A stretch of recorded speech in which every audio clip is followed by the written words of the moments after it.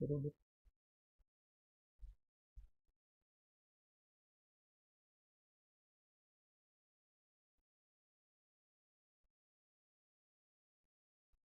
good evening, friends. I hope all of you are doing good. Today we are going to start with SFM March 2023 MTP. We are going to solve all the numerical questions. Step by step, I am going to solve. You can also solve along with me. You can find this question paper link on the description box below. You can click on the description box. You can click on the description box and you will get the link on our website from where you can download the MTP March 2023 question paper, and I am going to discuss the answer step by step. The answer is also there on the institute website. You can take the answer from institute website also. I believe that this revision will be very useful to you. It contains different varieties of questions from different topics, and therefore you must practice all these questions. All these questions are likely questions for the exam purpose also.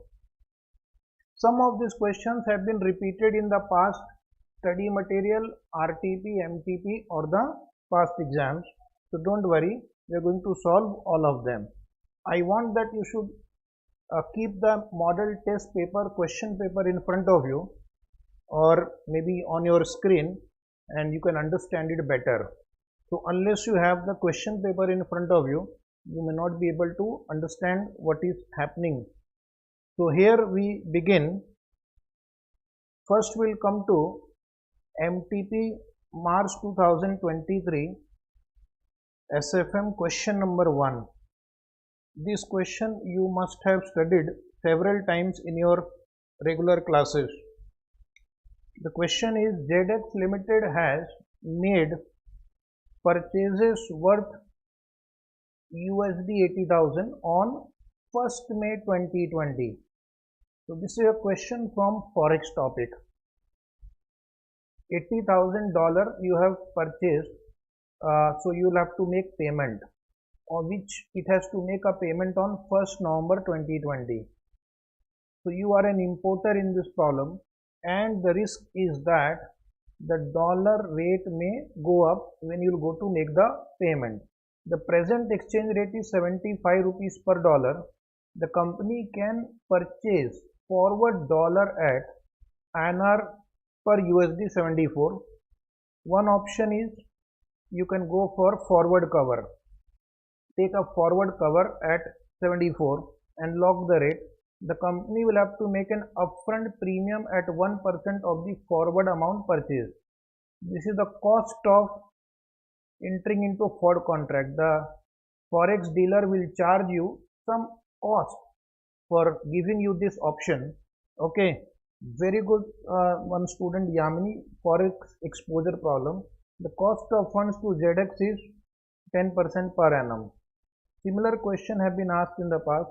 So there will be three costs: forward rate plus the premium that you are going to pay, and plus the interest on premium, because premium will be paid today and that payment will be made on 1st November. So there is an interest element involved also. The company can hedge its position with the falling expected rate of USD in the foreign exchange market on 1st May 2020.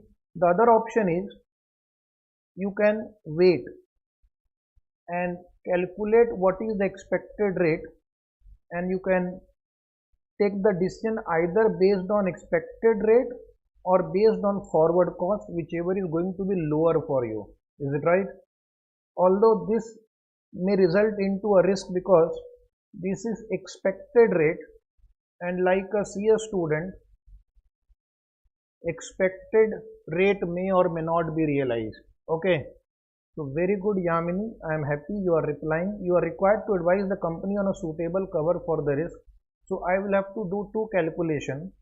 One is my rupee outflow if I take a forward contract, including whatever interest and premium.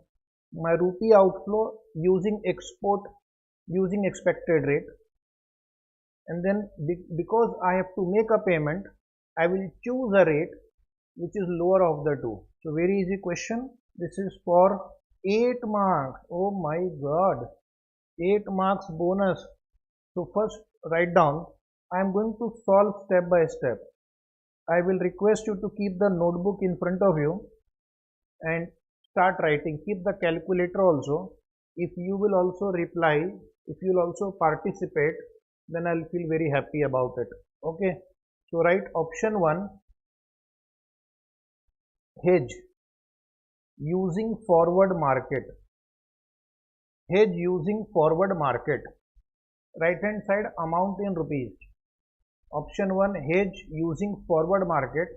Now in this problem, it is not just the forward rate I have to consider.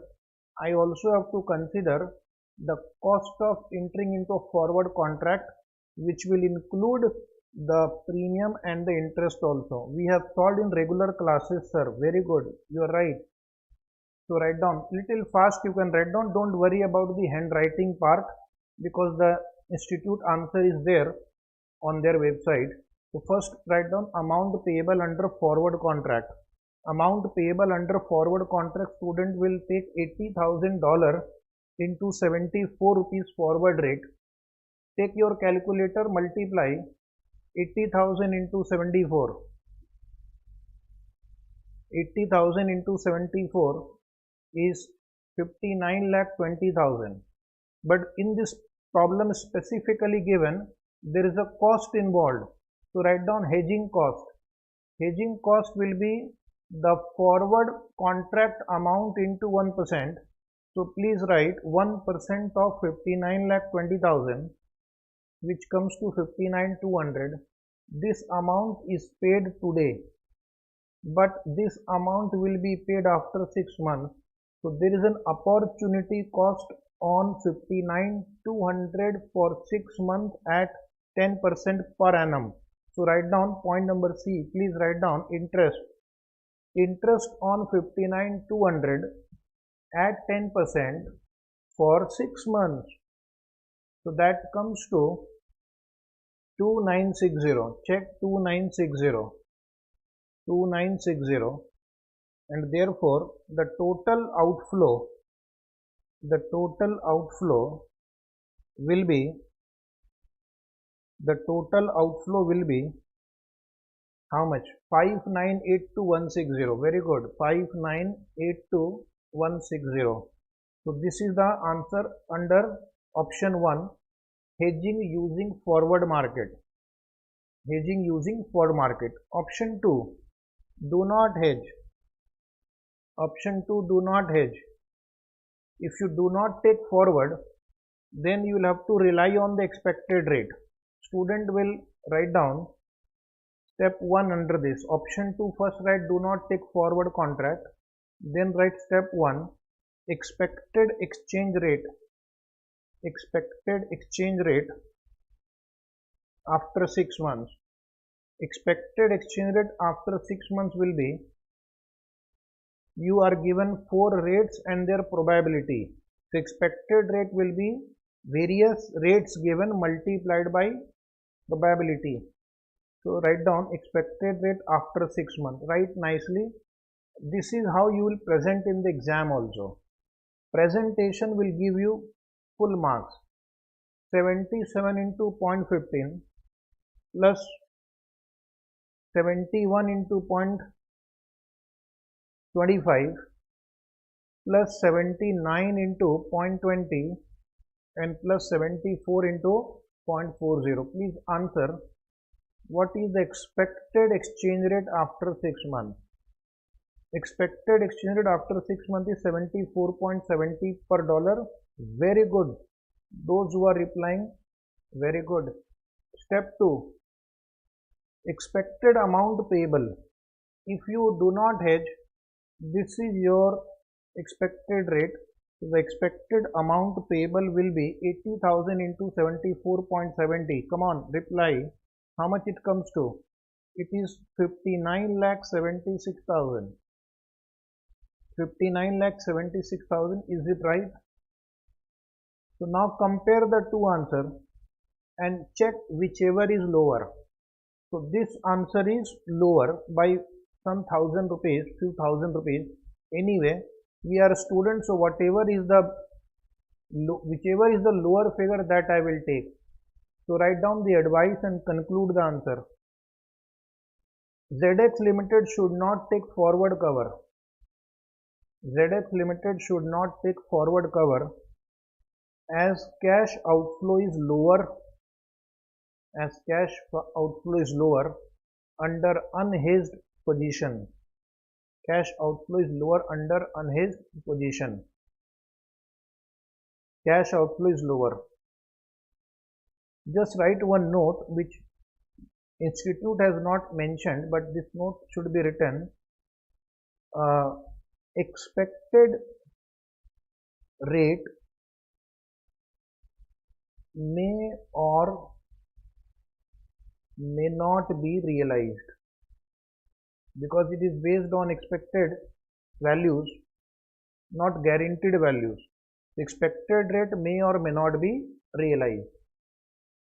Just write a note, expected rate may or may not be realized.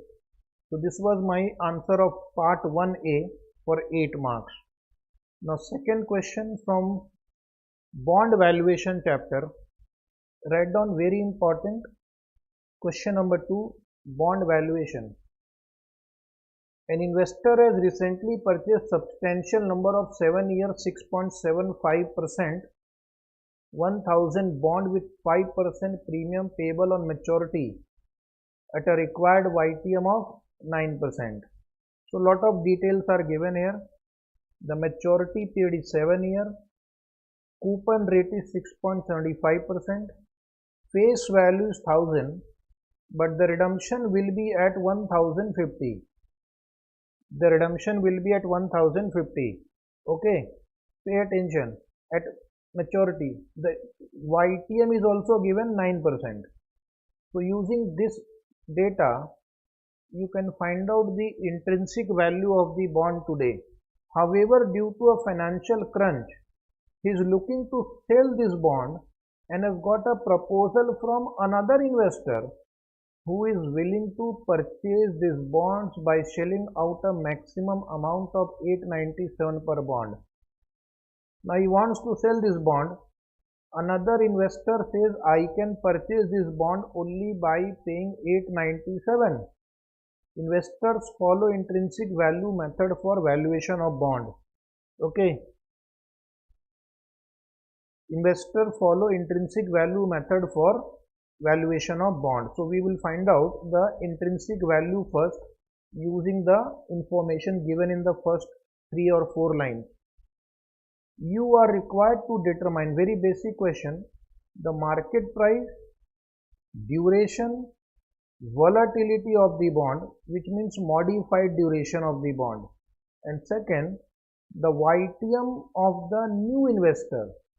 The YTM of the new investor will be based on the price that he is going to take, that is 897, and the market price you will calculate using the YTM of 9%.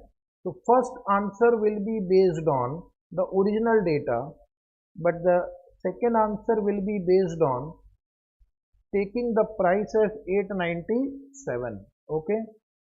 What is the relationship between the price of the bond and the YTM? This you can answer now also. What is the relationship between price of the bond and YTM? So I will give you two choices.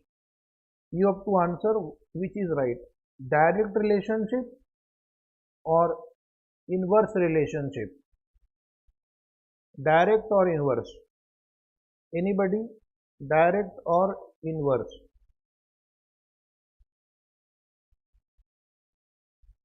Direct or inverse?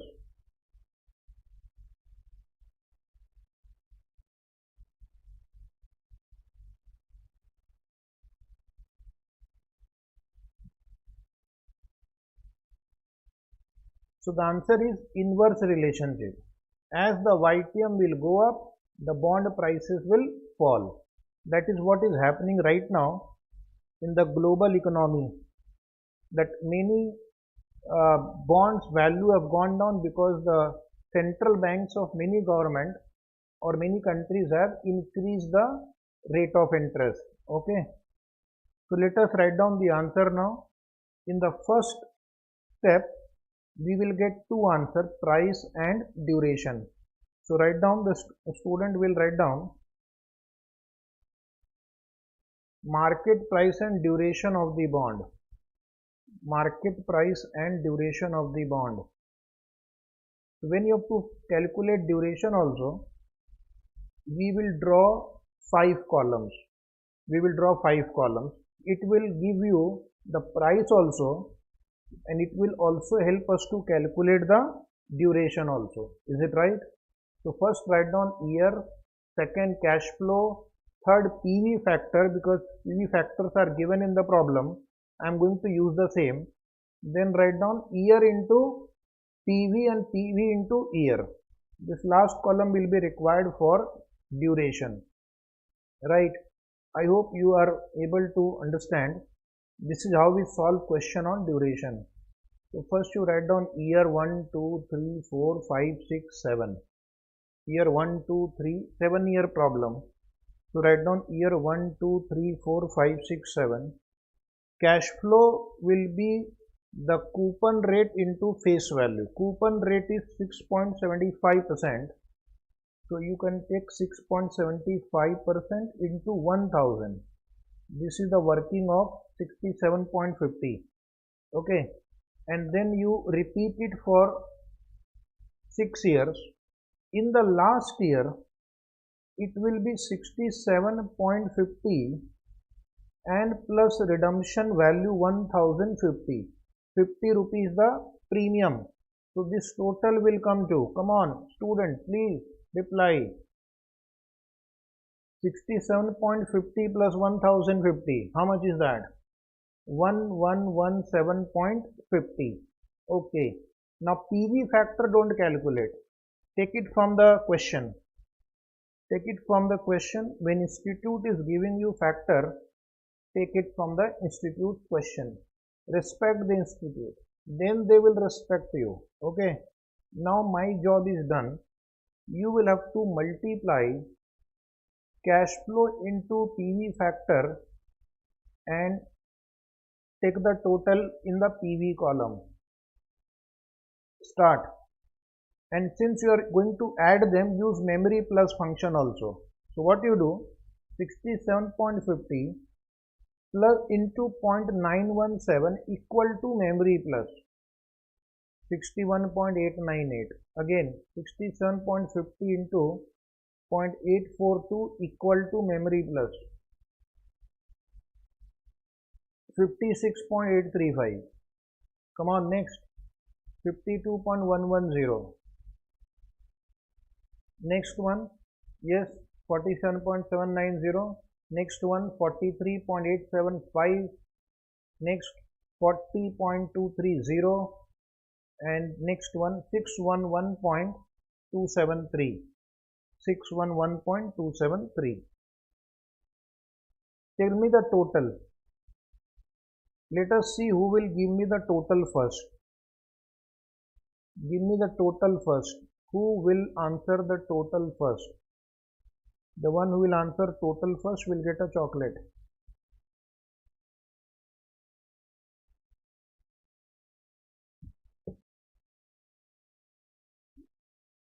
Anybody for the total?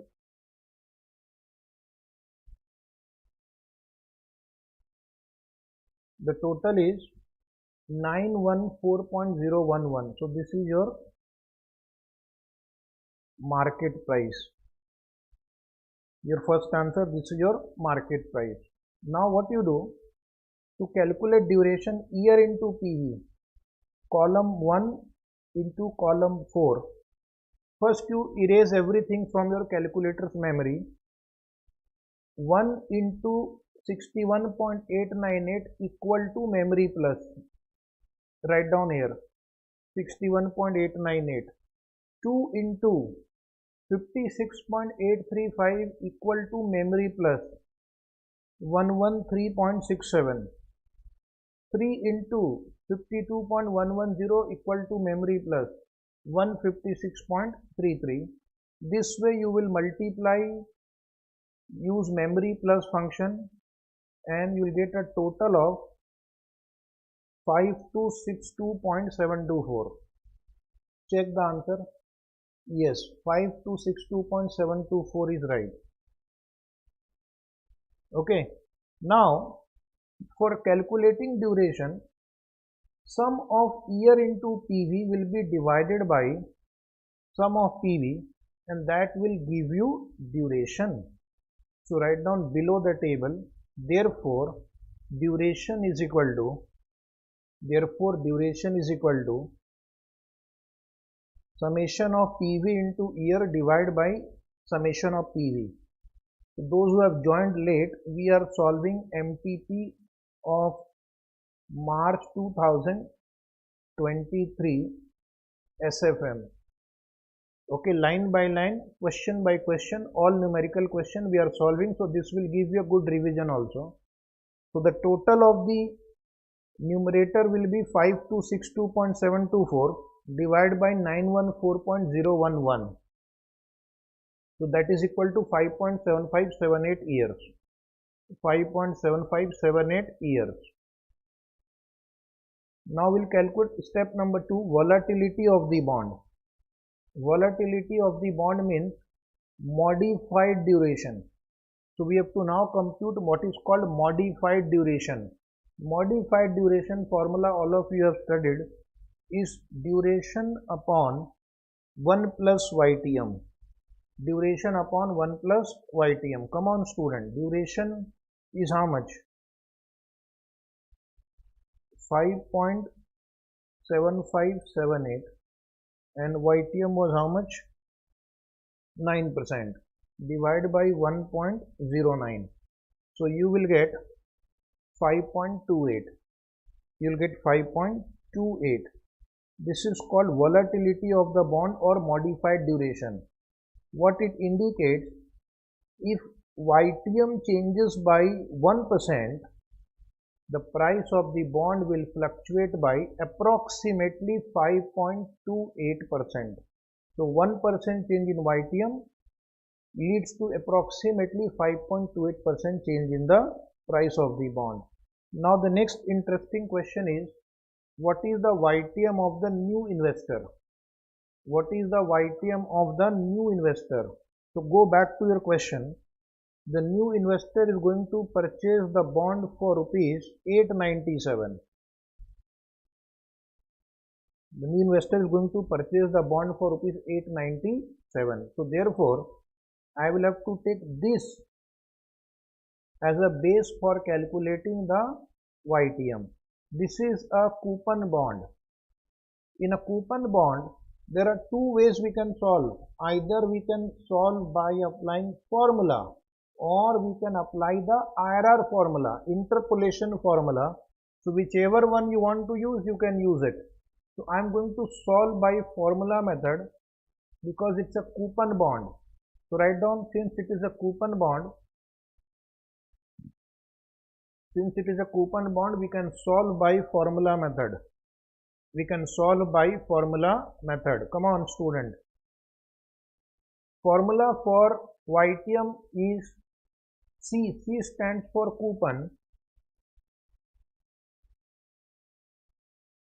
plus RV minus CP. RV means redemption value and CP is the amount the new investor is going to pay.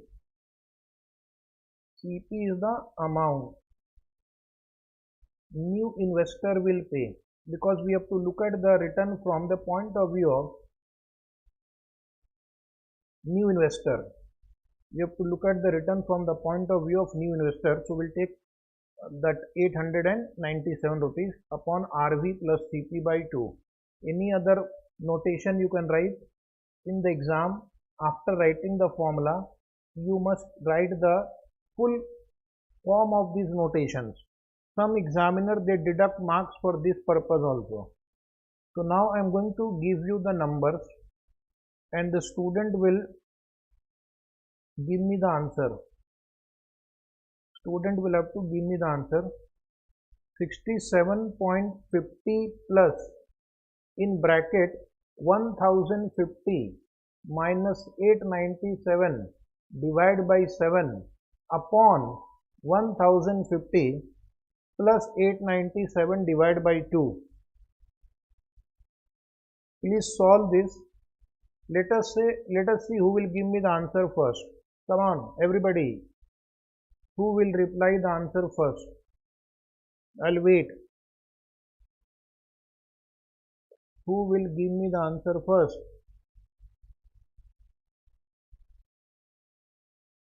So the answer is 9.18% approximately. Write down the word approximately because we are using formula method.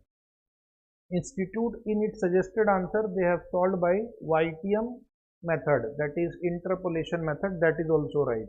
You can do like that also. Write a note. Alternatively, YTM can be calculated by IRR method. Alternatively, YTM can be calculated by IRR method. Just write a note. In case if you want to solve by this method, you can do that also. Any of the two methods can be used for coupon bond. Okay. Whichever method you are comfortable. There was one more question. What is the relationship between price of the bond and YTM? So write down step 4. Step 4, write down. Come on, please reply. What is the relationship between price of the bond and YTM? Relationship between the price of the bond and YTM. The answer is there is inverse relationship between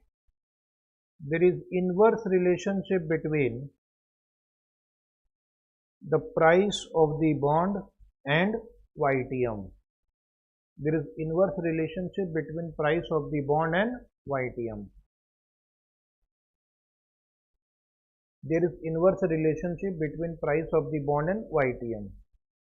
So as the YTM will increase, the bond price will decrease.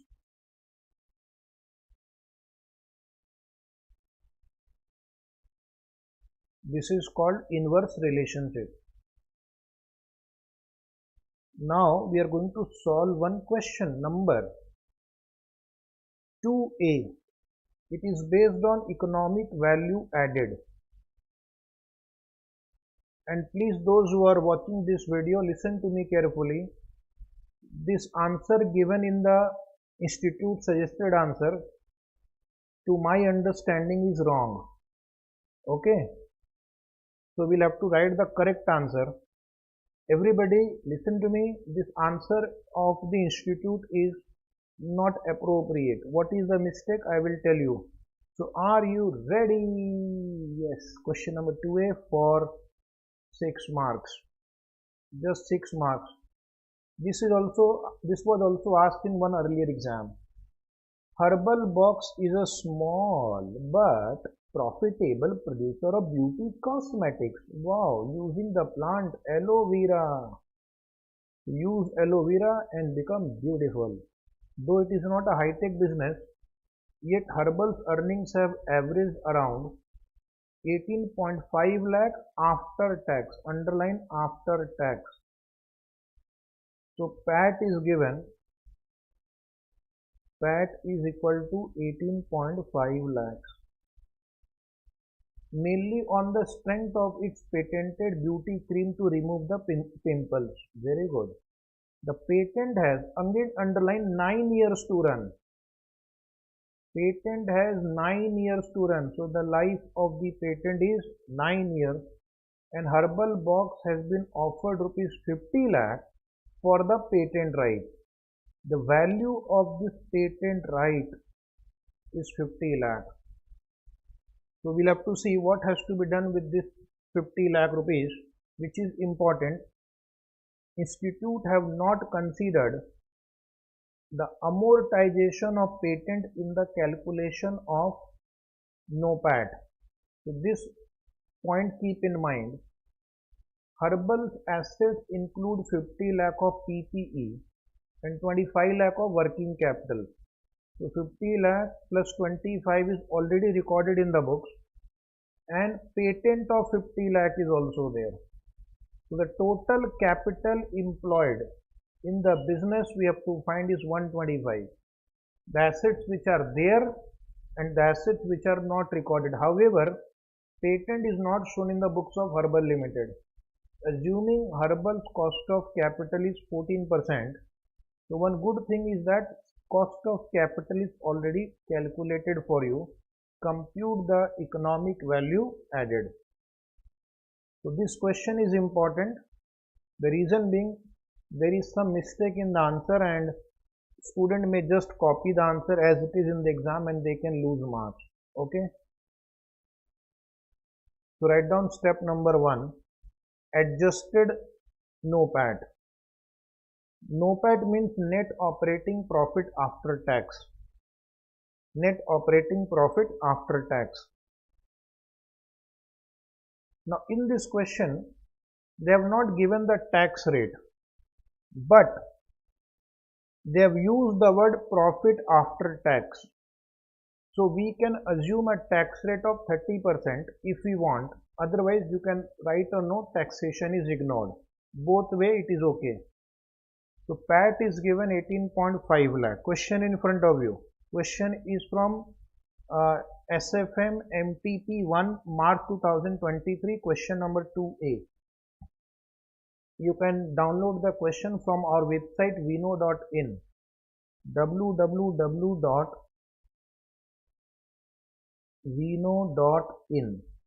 You will go to free resource section and you can download this question from there. Answer I am discussing right now. So PAT write down 18.5 lakh. Will convert into PBT. Will convert into PBT. We are assuming tax rate is 30%. Otherwise you have to ignore this line. If you ignore taxation then don't do anything. PBT will be 18.50 divided by 70% because we are assuming 30% is tax rate. Tax assumption 30%. So therefore PBT would have been 26.43. Why we have done it? We have done it because this company has a patent which is not recorded in the books. Now we are going to record it, or not for the purpose of NOPAT calculation. Even if we don't record it, we have to also take into consideration the amortization of that patent. If I have a patent, then I need to consider the amortization of the patent also. So less amortization of patent. Less amortization of patent will be 50 divided by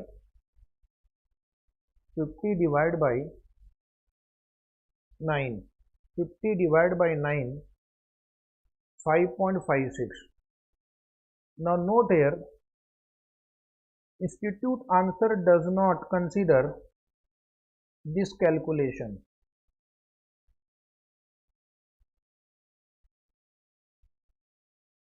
ICI has not considered this, but this is a mistake. You have to consider it. Now write down adjusted PBT. Adjusted PBT will be 20.87. C minus D. C minus D. Then write down adjusted NOPAT. Adjusted NOPAT will be PBT into 70%. PBT into 70% because 30% is tax. So it will come to 14.61. It will come to 14.61. So I hope all of you have noted our answer will not match with the institute answer because we have considered amortization of patent, because we have considered tax rate 30%.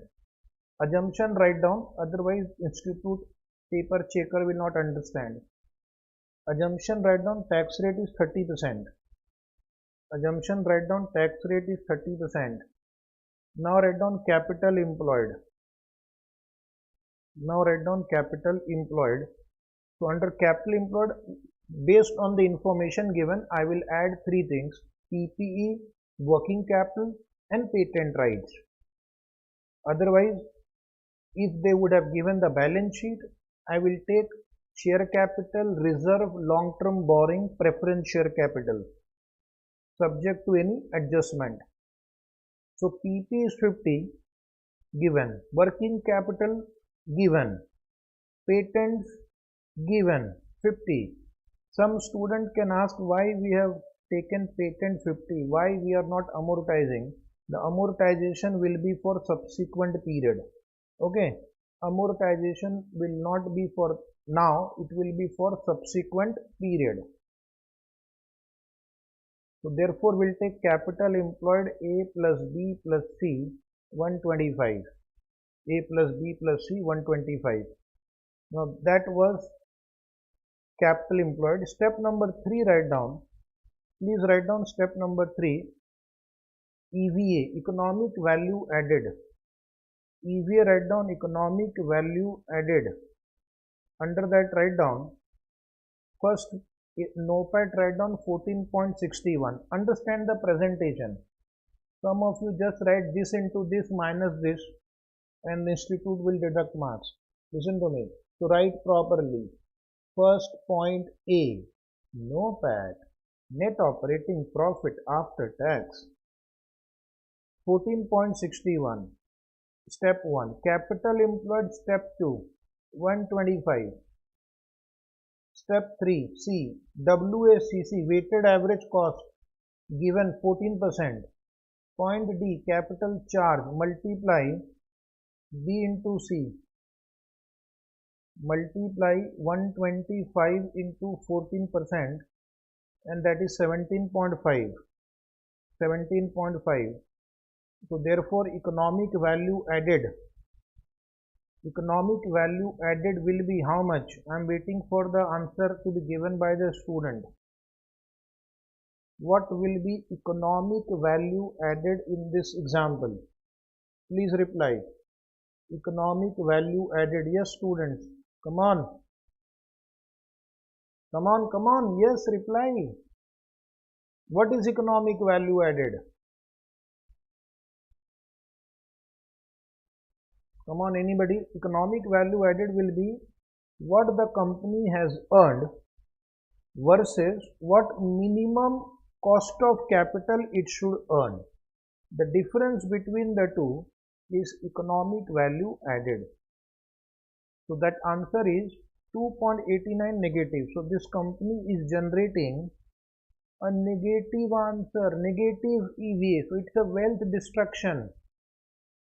Student will write a note and conclude. Those who are following my method will write a note.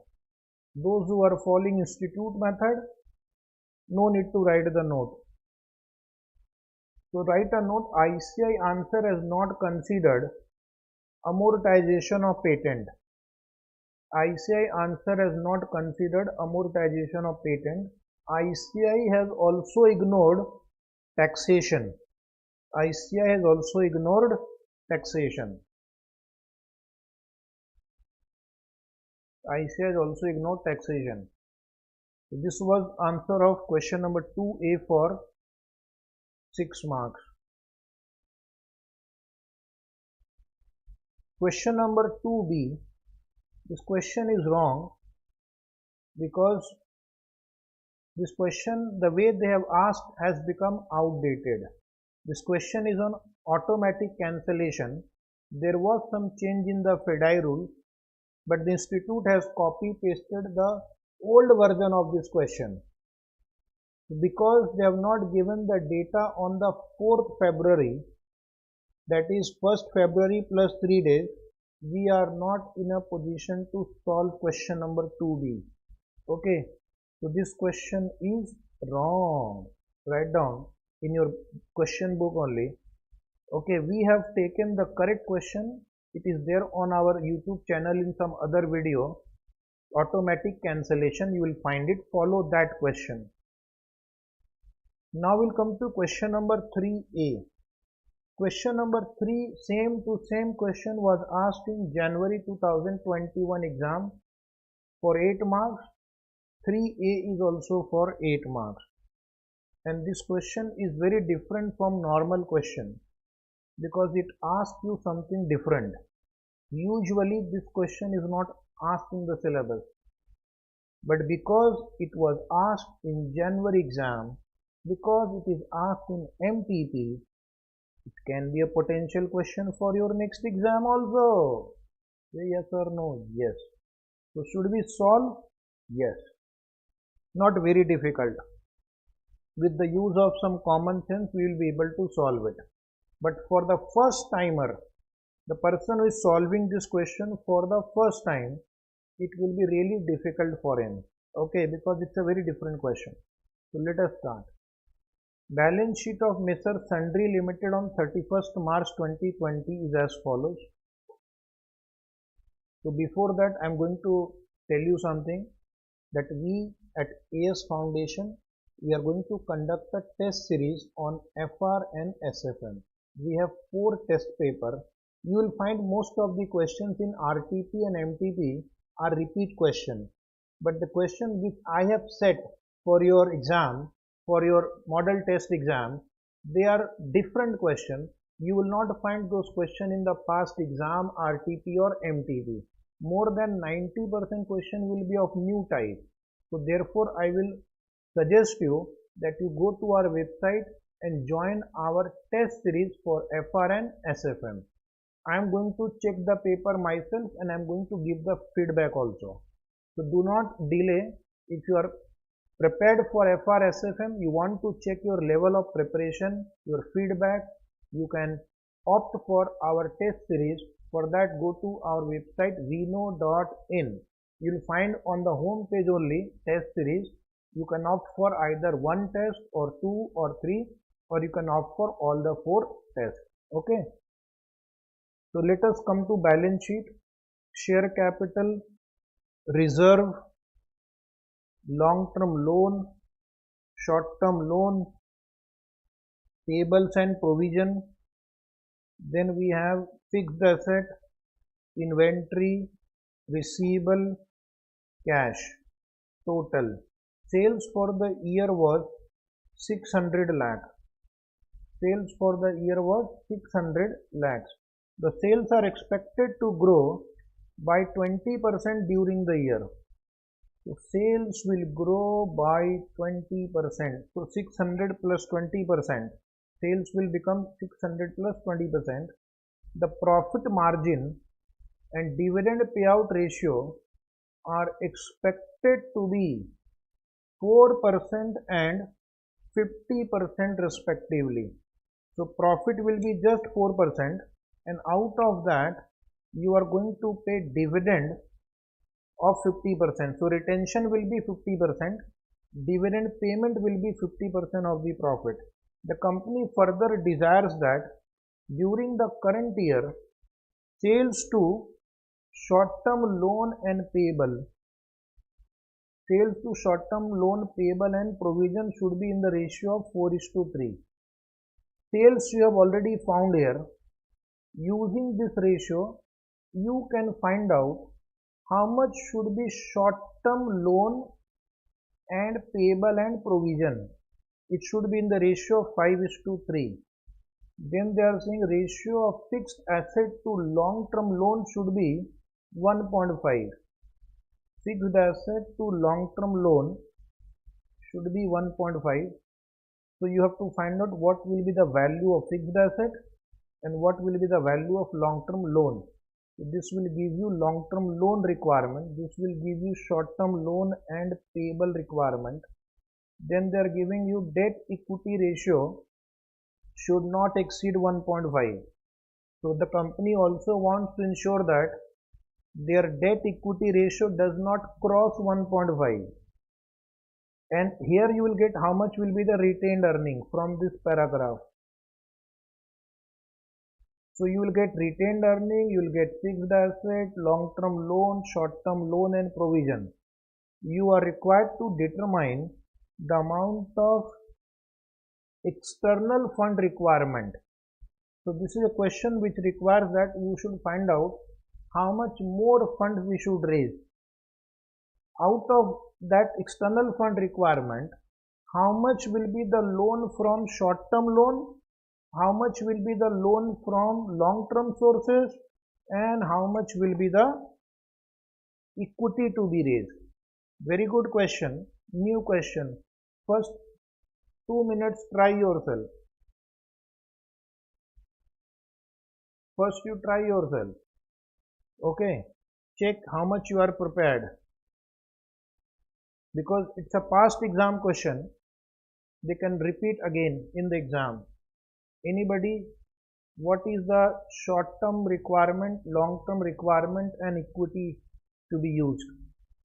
Now in such question we have to make one important assumption. In such question we have to make one important assumption, and that is where the student get confused, because student have asked this question to me in the past, that why they are increasing the fixed asset and the current asset also by 20%. So that is my assumption, that if sale is increasing by 20%, then fixed asset and current liabilities payable and provision will also increase at the same rate. If you don't know this, you will not be able to solve this problem. So write down one note at the beginning of the answer. Write down this note at the beginning of the answer. It is assumed that fixed asset, current asset, payable and provision, fixed asset, current asset, payable and provision will increase at the same rate,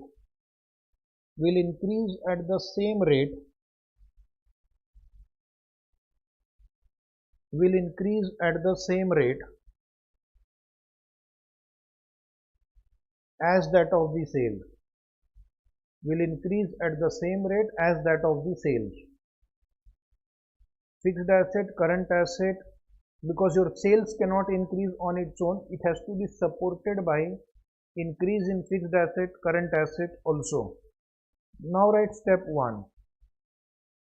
Existing fixed asset, current assets and payable and provision. Existing fixed asset, current assets and payable and provision. Existing fixed asset, current asset and payable and provision. Then right hand side rupees in lakhs. If you look at the asset side, we have fixed asset plus current asset, so total asset 1400. Total asset is 1400 less payable and provision. Less payable and provision is 200. You can see on the liability side, last line, payable and provision.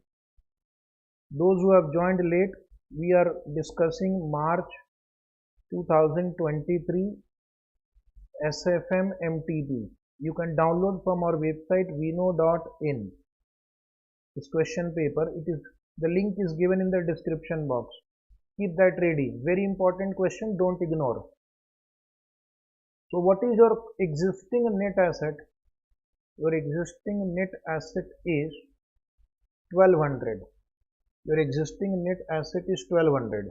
So if sales increases by 20%, then we will assume that the requirement of your net asset will also increase by 20%.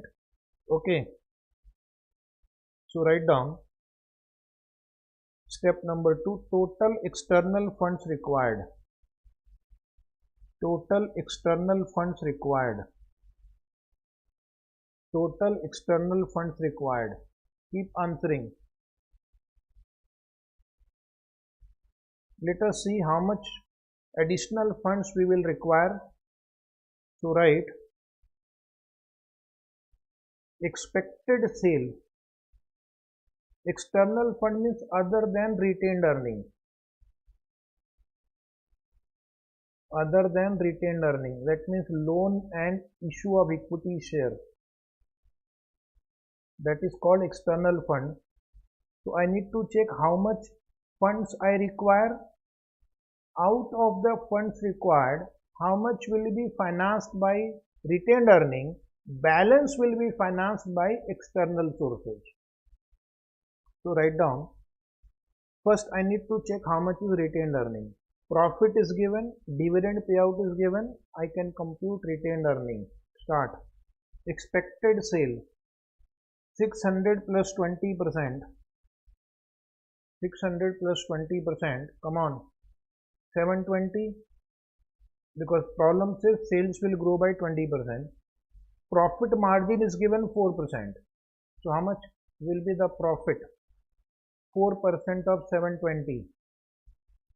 28.80. Dividend payout ratio. Come on, dividend payout ratio. 50%. 14.4. So student will reply now. Come on, reply. What is retained earning? Yes, retained earning will be 14.4. Additional fund required will be your net assets 1200. This we have computed in step 1. 20% additional funds will be required. Even the net asset requirement will go up by 20%. So how much is the additional funds required? Check calculation. 20% of 1200, 240. We need 240 to support an increase in sale by 20%. This much will come from retained earning. This much will come from retained earning. So therefore, external funds required will be 240 total fund required minus retained earning. So from the market I have to raise 225.60. From the market I have to raise 225.60. This is total external fund required. Now we have to find out how much additional short-term loan, long-term loan and equity I have to consider. They have given you certain ratios. We have to ensure that we follow those ratios. That can be the policy of the firm. So let us first write down amount to be raised from short-term fund. Amount to be raised from short-term fund, right hand side rupees in lakhs. The question in the fourth line, third line says below the balance sheet, company desires that during the current year sale to short-term loan and payable and provision should be in the ratio of 4:3. Underline that 4:3. So write down first point is sales to short-term loan, payable and provision 4:3. Sale is given 720. Sale is given 720. I am asking the students now, can you tell me the short-term loan, payable and provision? If sale is 720, yes, how much? Short-term loan, payable and provision will be 540. 3 by 4 of 720. 3 by 4 of 720, 540. Out of that, I will deduct the payable and provision. I will deduct payable and provision. Payable and provision will be, right now in the balance sheet is 200. It will also grow by 20%. That note we have written in the beginning. So payable and provision will become 200 into 120%, 240. So therefore short-term loan required 300. Short-term loan required will be 540 minus 240, 300. Total requirement out of 540, 240 is payable, 300 is short-term loan. Look at the balance sheet given in the question book. In the question book, balance sheet, short-term loan, liability side, fourth line. That is 300 only. Oh my God. We desire 300. We have 300. I will not raise funds from short term because it's exactly 300 right now. So therefore amount to be raised from short term loan will be 0. As per the desired ratio of 4:3, short term loan should be 300. Already we have 300. So therefore we don't have scope of raising funds from short term loan. Now the next is how much long term fund we can use. For that there is another ratio given. Ratio of fixed asset to long term loan should be 1.5. So write down amount to be raised from long term fund. First point, ratio of fixed asset to long term loan. Ratio of fixed asset to long term loan 1.5. This way you have to present nicely in the exam. Point number B. Fixed asset will be 600 plus 120 into 120%. 20% more. Fixed asset will go up by 20%. So the student sometime asks this query, why it is 720? We have written a note at the beginning. Fixed asset will also increase by 20%. So therefore long term loan required will be 720 divided by 1.5, 480. 720 divided by 1.5, 480. Now write down less existing long term loan. Less existing long term loan. Look at the balance sheet, liability side, third line. You will find 400 there. Therefore, amount to be raised from long term loan. Amount to be raised from long term loan is 8080. So long term loan we have got. We have computed total external fund requirement. We have computed how much we will require from short term and long term. So the balance amount has to come from equity. So let us write down step number 5. Amount to be raised from equity fund. So how the steps are interrelated you can see. First we computed external fund required. Then we have computed short term loan required to be raised, long term loan required to be raised. So the balancing figure would be now equity fund. So point number A would be total amount to be raised from external source. Total amount to be raised from external source is 225.60 less amount to be raised from short term loan 0. Less amount to be raised from short term loan is 0. Less amount to be raised from long term loan.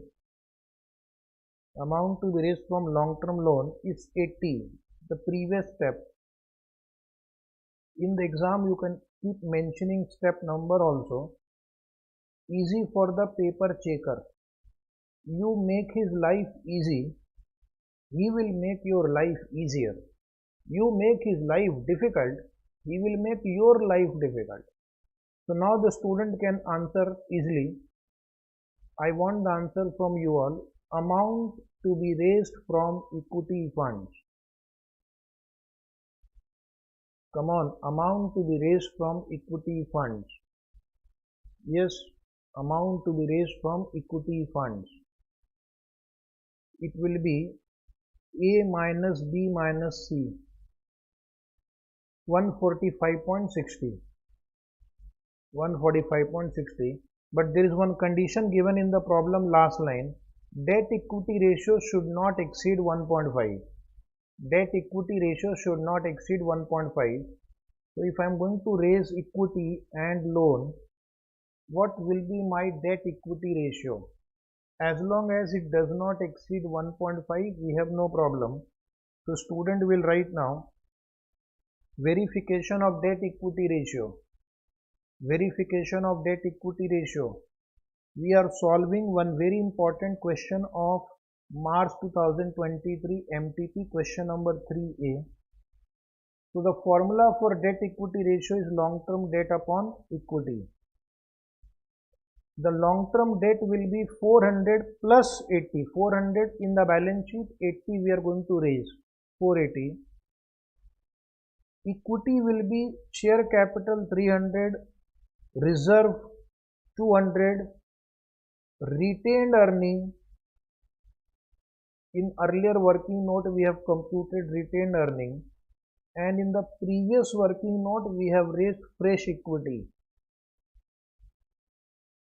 So now let me check who will give me the correct answer of debt equity ratio and whether it is below 1.5. Please reply. Yes, come on. What is debt equity ratio? What is debt equity ratio? 480 divided by 660. 480 divided by 660, 0.73. So is it less than 1.5? Yes. So write down the debt equity ratio has not exceeded 1.5. The debt equity ratio has not exceeded 1.5. Okay. So that was my question number 3A for 8 marks. Now we'll go to question number 3B. This question they have asked several times in the exam. Most repeated question on mutual fund chapter and in your SFM syllabus also. But we will practice it again. In case if you don't want to write, you can just listen to me carefully. Mr. K has invested in 3 mutual fund schemes as given below. Date of investment, amount of investment, NAV, dividend received, and NAV on 31st March. As usual, you are required to calculate the effective yield on per annum basis. So this is my question. Effective yield on per annum basis. So what is the yield they have generated per annum in respect of the 3 scheme to Mr. K up to 31st March 19. Now these investments were made on different dates. So the student will have to calculate the number of days up to 31st March 19 and then you have to convert into annualized rate. Provide a brief comment on the course of action he should take for the future period. Very good question. That means after computing the yield, check whether he should continue to remain invested in the 3 scheme or he should sell some mutual fund and invest in some other mutual fund. So follow me, this is a good question. They have repeated in the past, they will repeat in future also. Heading, write down calculation of effective yield per annum. Calculation of effective yield per annum. Few more good questions are there, we are going to solve them. Right hand side, write down mutual fund A, mutual fund B, mutual fund C. First point A, write down investment made. Investment made is 5 lakh. Question in front of you, 10 lakh. Again 5 lakh. If you have question in front of you, it will be easy. You can download the question from our website vinod.in. The link is given in the description box. Opening NAV 10.50, 10 and 10. So can you calculate number of units that he got when he made the investment? A by B, number of units A by B. You will solve, I will check. Yes, first one A, 5 lakh divided by 10.50. 47,619.048. Very good. Next, 1 lakh and 50,000. Then you write down closing NAV. Closing NAV on 31st March 19. Given in the table, last line. 10.40, 10.10, 9.80. So can we calculate the total NAV or total investment value on 31st March? Yes. So that will give me closing investment value. This is opening investment value. This line E will give you closing investment value. Multiply and write yourself. Yes, student, multiply. First you will get 495,238.099. Second 10 lakh 10,000. Third one 4 lakh 90,000. One more return you have got in the form of dividend. So write down dividend received. Write down dividend received, which is given in the question, second last line of the table, 9500, 15,000 and 5,000. Now the student will have to perform one task for me. Investment was made on 1st of December 2018. 1st December 18, first investment, to 31st March 19. Number of days. Count the number of days and give me the answer. How many days he was invested in mutual fund A?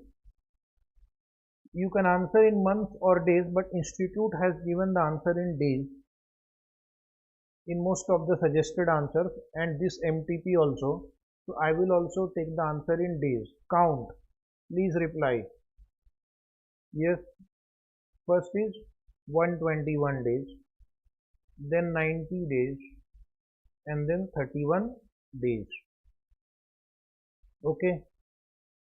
Now write down effective yield per annum. Effective yield per annum will be your dividend plus closing investment E minus opening investment A and divide by opening investment A into 365 divided by G, that is number of days, into 100. So this is a very easy calculation. Take on your calculator 9500 plus 495,238.099 minus 5 lakh divide by 5 lakh into 365 divide by 121 into 100. Calculate. You will get 2.859% per annum. 2.859% per annum. Now next one, in the same way you will get 10.139%, but the last one is negative, minus 11.774%. Now if you compare the three, this is a negative return generating mutual fund. This is a positive return generating mutual fund, but compared to B, it is very, very low. So after seeing the performance, what is your advice? Will you remain invested in all the three mutual fund, or do you want to change the course of action?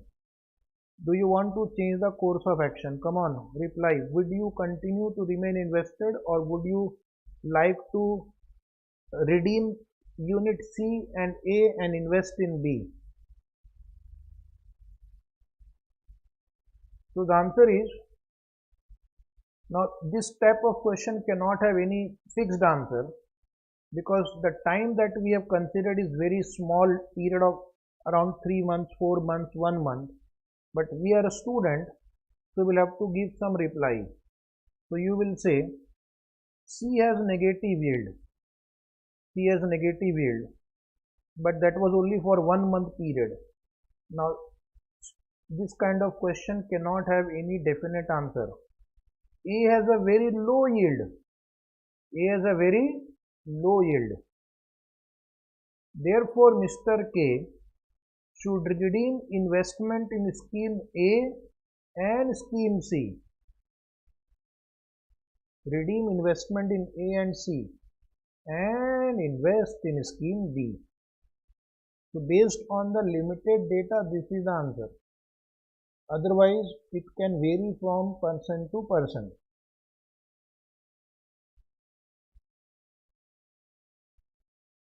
They have also not mentioned about what is the type of the scheme. Are they exactly similar scheme or different schemes?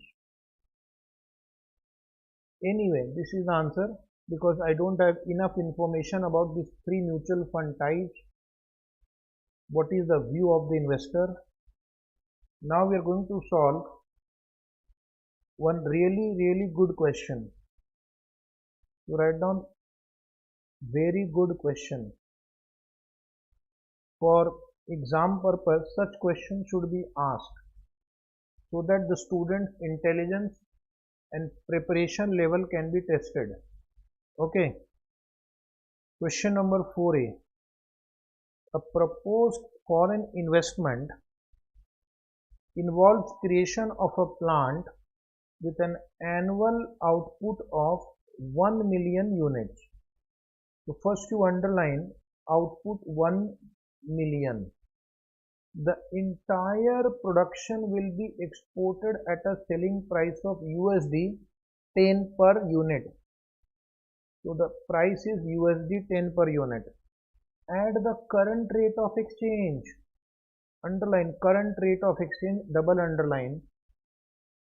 Dollar cost of local production equals USD 6. So selling price is $10 at current exchange rate.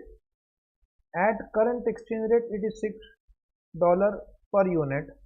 Dollar is expected to decline by 10% or 15%.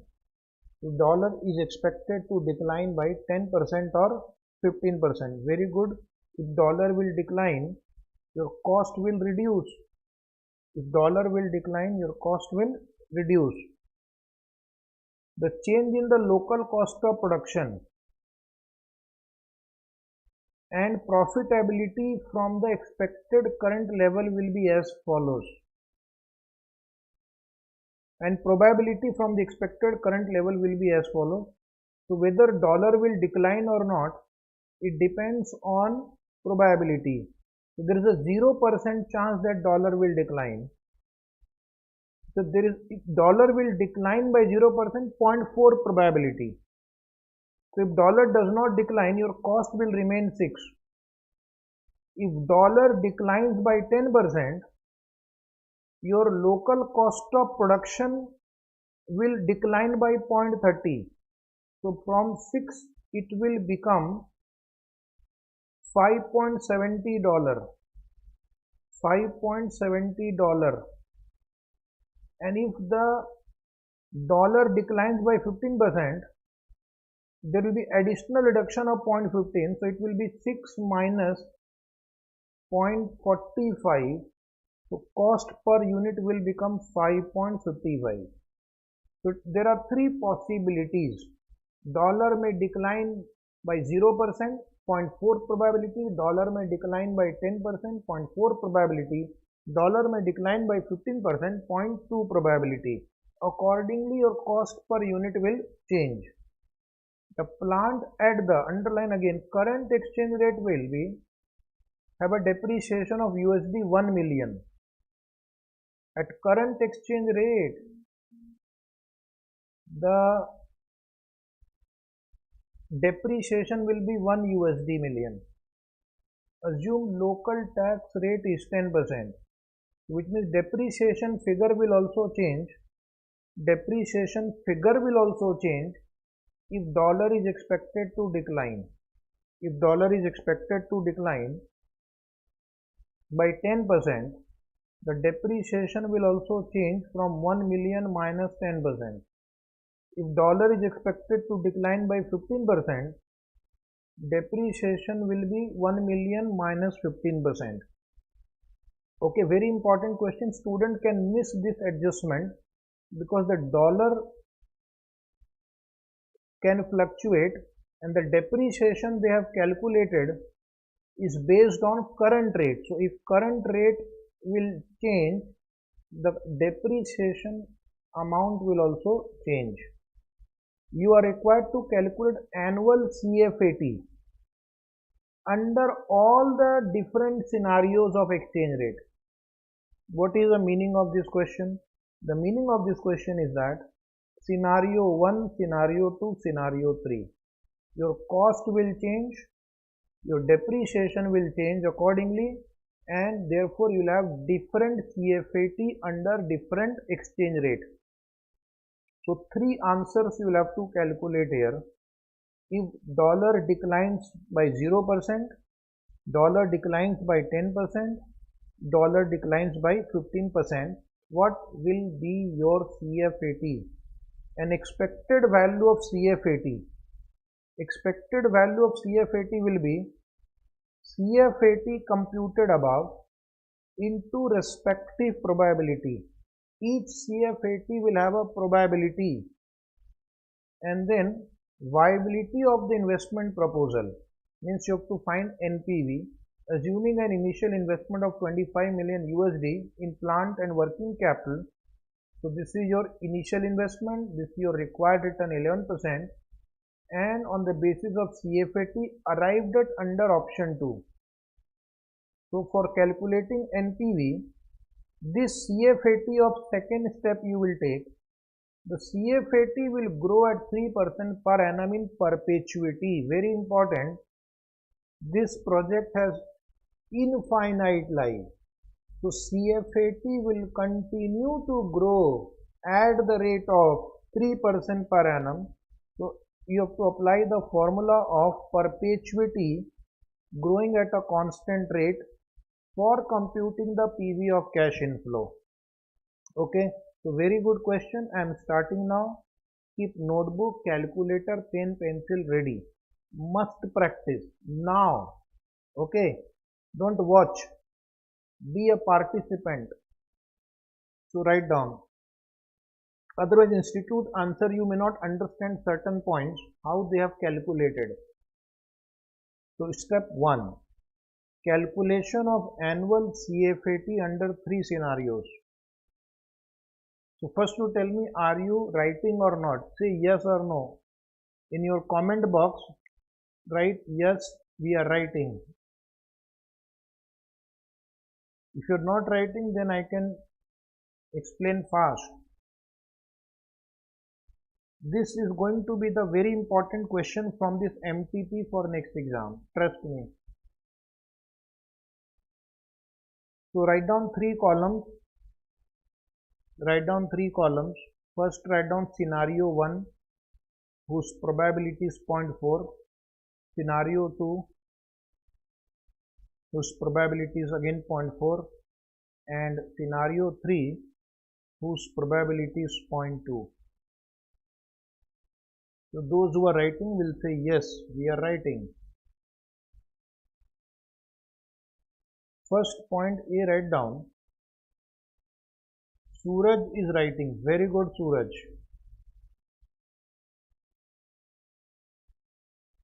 Write down annual sales in unit. Annual sales in unit. This question you should revise a day before the exam, when you will go for your exam. So quantity sold is 1 million. We can write 10 lakh. We can write 10 lakh. Point B, selling price per unit. Now this question does not state about selling price. It only talks about cost and depreciation which are going to change as a result of change in exchange rate. So we are also going to keep selling price constant $10. Question does not talk about change in selling price. Hash is also writing. Very good. I am happy. Anybody else who can confirm is writing. Then I will explain in detail and I will go a little slow also. Now cost per unit will change. Cost per unit will change. Look at the question. If dollar does not decline, 0% decline, cost will remain $6. But if dollar declines by 10%, cost per unit will reduce by 0.3. So 6 minus 0.3. In bracket write 6 minus 0.3. Sometimes the institute does not give calculation and the student is wondering how did I got 5.7. Similarly, in the last column, you write 6 minus 0.3 minus 0.15. 6 minus 0.3 minus 0.15. So that comes to 5.55. Profit per unit. Profit per unit in dollar B minus C. See the presentation, you will understand everything. 10 minus 6, 4. 10 minus 5.7, 4.30. 10 minus 5.55,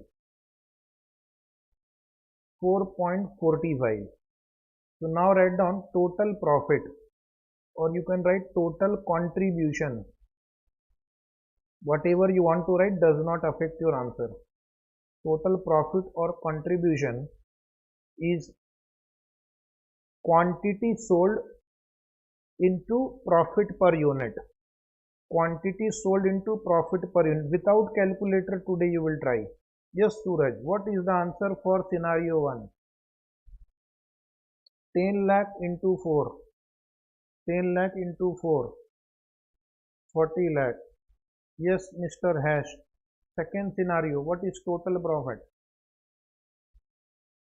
Second scenario, total profit. 10 lakh into 4.3. 43 lakh. You don't require calculator. Last one, 10 lakh into 4.45. Yes. 10 lakh into 4.45. 44 lakh 50,000. But I need to deduct depreciation also. In the institute answer, they have not given this kind of calculation. And then student get confused. How did he get? Next column. Yes. Next column. 8 lakh 50,000. 8 lakh 50,000. 10 lakh minus 15% because dollar will decline by 15%. Okay. Now we will compute PBT. How do you get PBT? PBT will be your total profit before depreciation minus depreciation. Without calculator try. 40 minus 10, 30 lakh. 43 minus 9, 34 lakh. 44.50 minus 8.50, 36 lakh. Now write down less tax at the rate of 30%. It's given in the problem. Tax rate is 30%. 9 lakh. Second column 10 lakh 20,000. Third column 10 lakh 80,000. Yes, Suraj, reply fast. You will reply, then only I will write CFAT. CFAT will be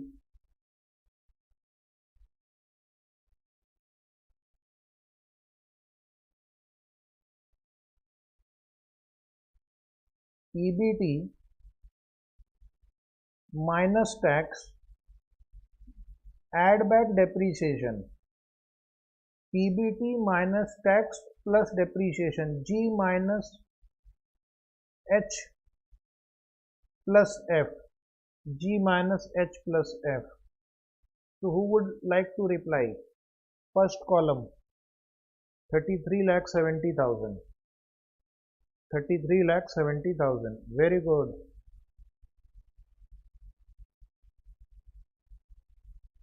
One person has replied 35.2. 35.2 is not right. Please check again. 35.2 is not right. Please check again. Now we'll go to next part of this question. What is expected value of CFAT? Just you have to multiply the previous three answers with their probabilities. Okay, so write down step 2, expected value of CFAT. Expected value of CFAT.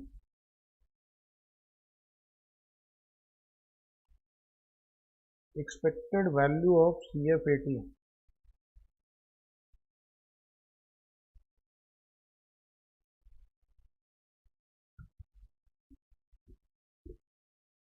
CFAT probability expected value in dollar.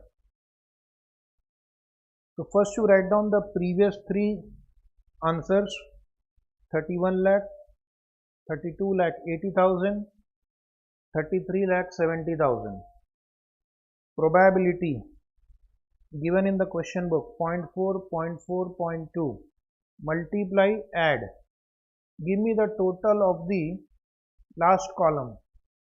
Give me the total of the last column. 12 lakh 40,000. Second, 13 lakh 12,000. Third, 6 lakh 74,000. Yes, give me the total. Come on, come on. Total of the last column.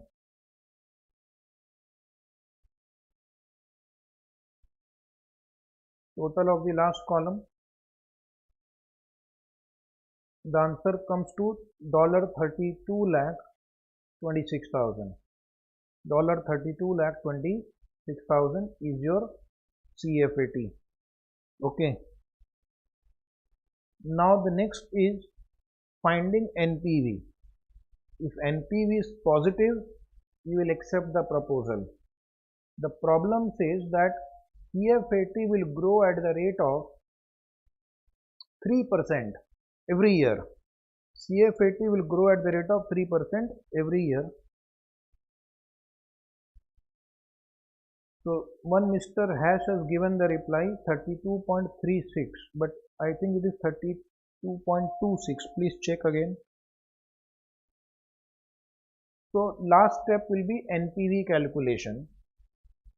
Present value of future CFAT will be calculated by applying the perpetuity formula, A upon R minus G.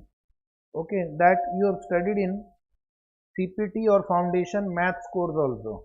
For an annuity growing at a constant rate, the formula is A upon R minus G. So write down step number 3, calculation of NPV. Calculation of NPV. First we will find out PV of CFAT. PV of CFAT is equal to, the question says this cash flow will grow at the rate of 3% per annum forever. So I will take 32 lakh 26,000 into 1.03 divide by the discount rate is 11% and the growth rate is 3%. So in the denominator we will write 11% minus 3%. Please solve, otherwise you will say that I only give the answer. I am giving you a chance to reply. Reply, please reply. What is the answer of this? So the answer is, check the answer, 4 crore 15 lakh 34,750.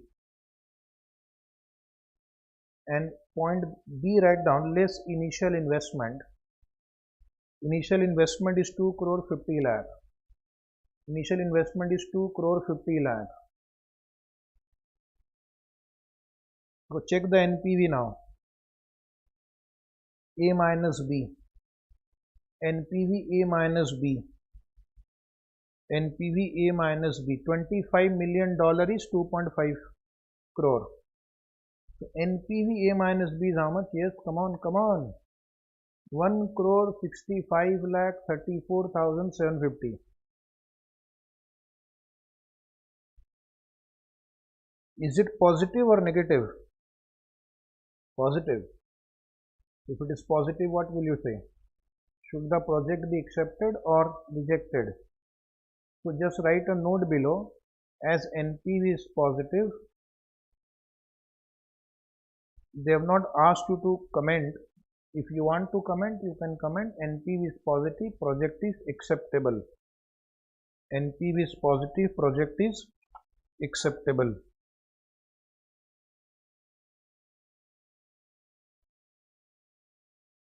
Another question which is highly repeated again, it was repeated earlier also.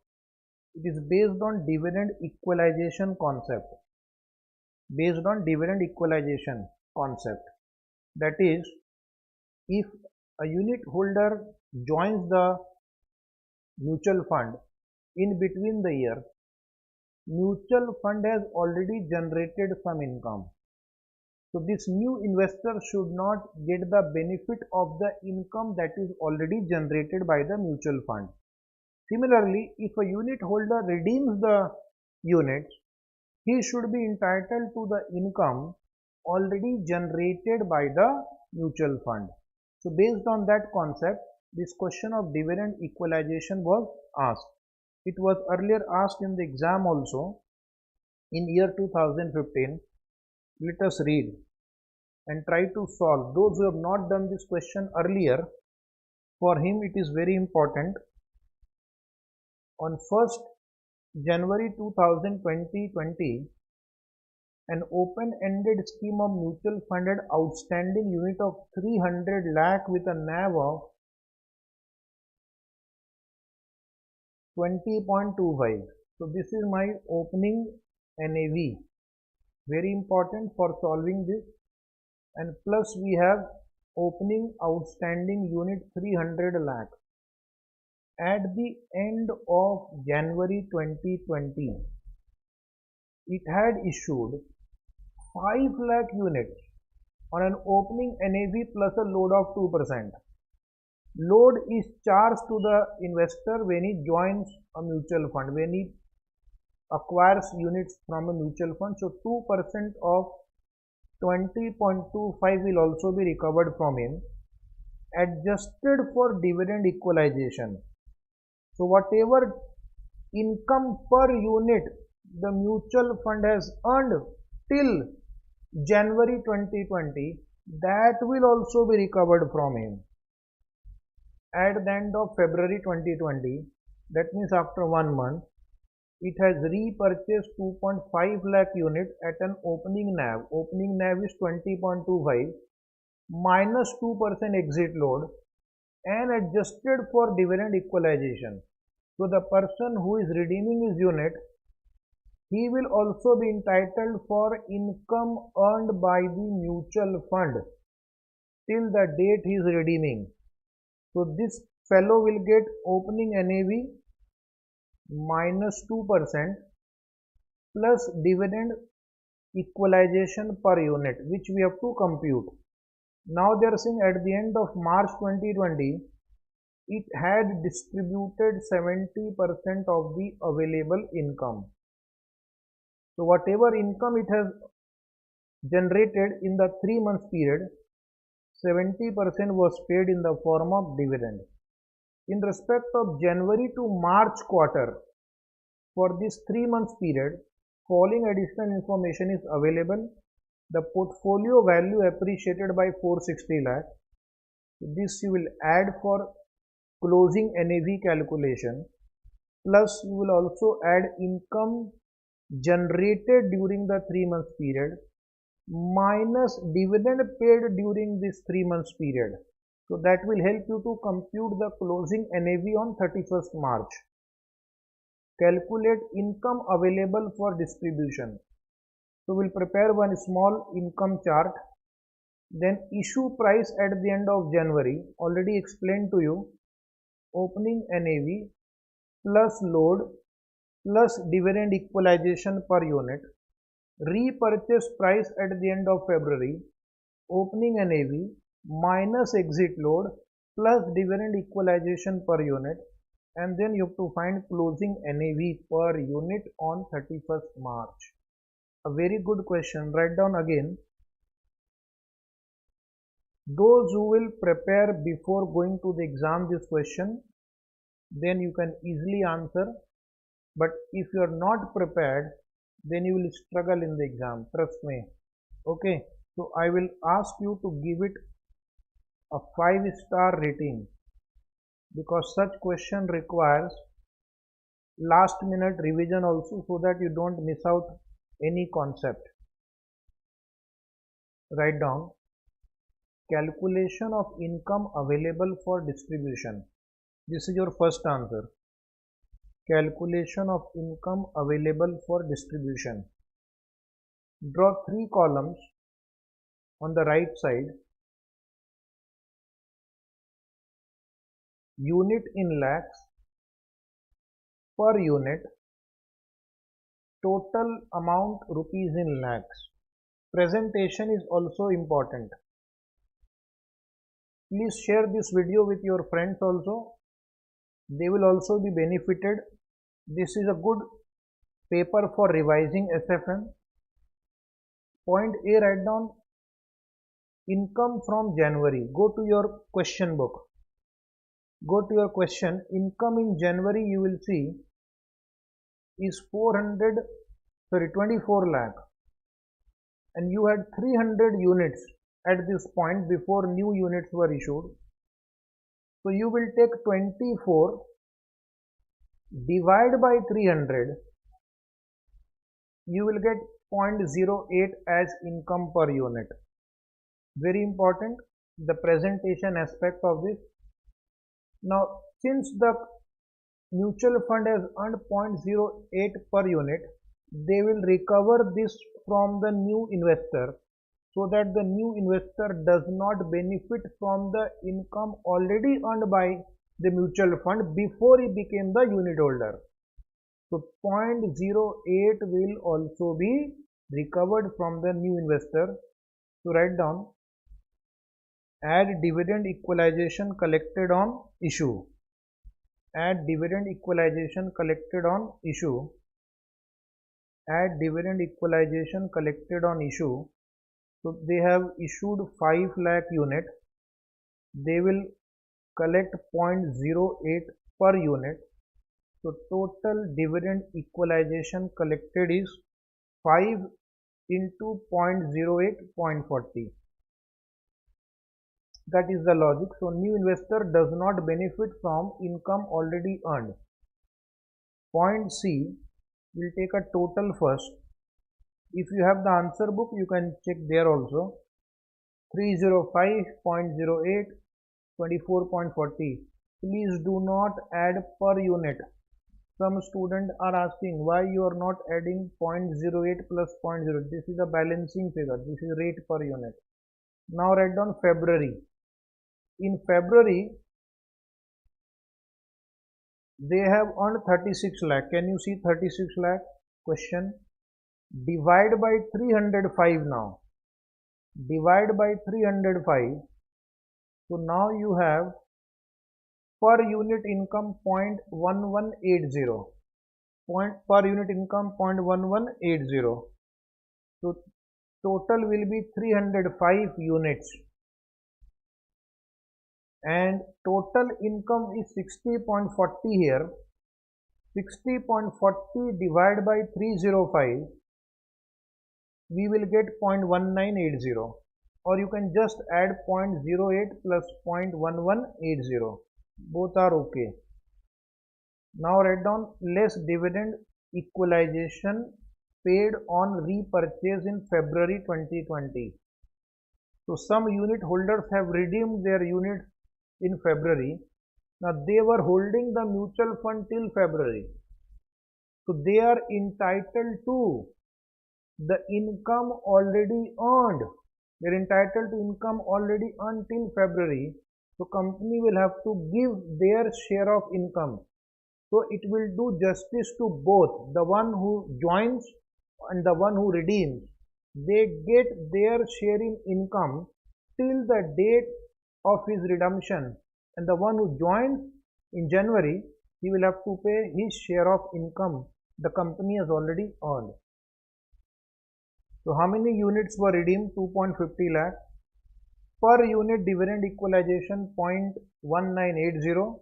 So total dividend equalization paid on redemption multiply, you get 0.495. Again take the total of these two.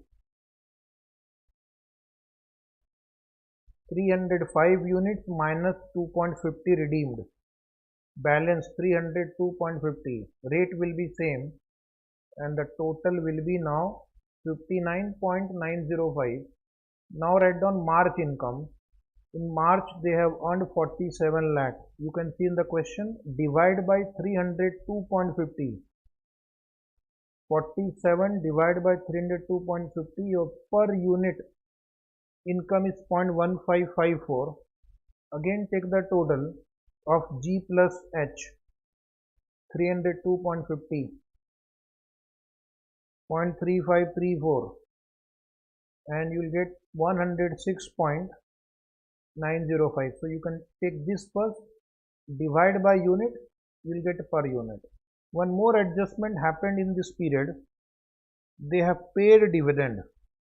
They have paid dividend, which is 70% of the income.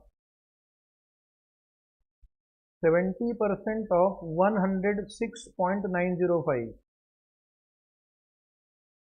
So total dividend paid, calculate 70% of 106.905 is 74.8335, divide by 302.50 units, 0.2474. So now your balance income left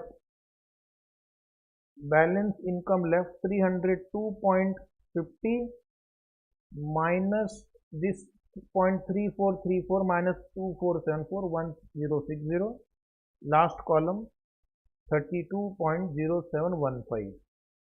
So this is the balance income which they are still holding after paying the dividend. Is it right? Now the three small questions. First, below that, write down step 2, issue price at the end of January. The one who bought the units, at what rate units were issued to him. So he will be charged three things: opening NAV 20.250, add entry load 2%, 0.405, add dividend equalization collected on issue price, step 1. Dividend equalization you will see in your point number B, previous table, point number B. How much is that? Previous table, point number B, per unit 0.08. You will see in the center, point B, middle column. So therefore the issue price for January end is A plus B plus C. How much is that? 20 point, add this three number, 735, 20.735. In the similar way, you have to compute the repurchase price at the end of February. Right, repurchase price at the end of February. They have said take opening NAV of January. Read the problem, clearly mentioned.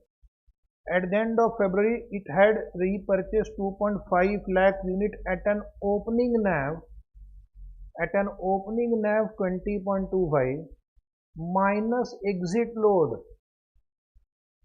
When the mutual fund redeems the unit, they don't pay NAV, they pay less than that.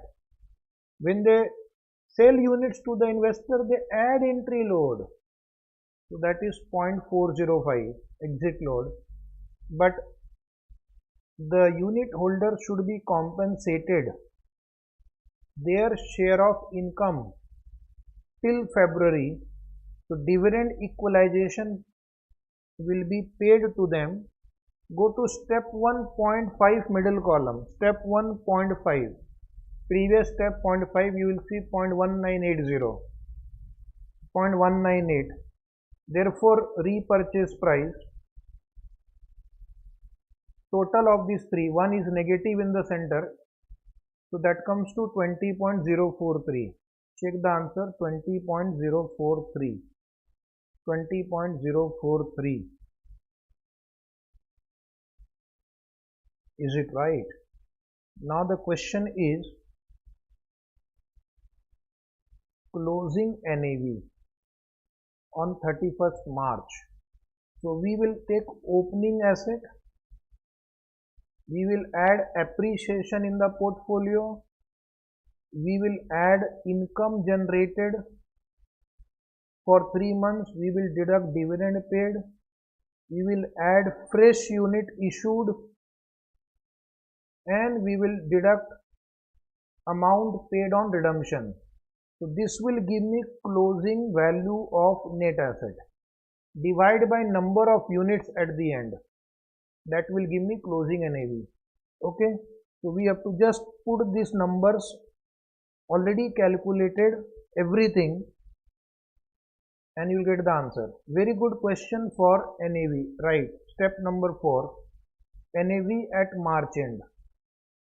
NAV at March end. Please write down point number A. Opening net asset. Opening net asset.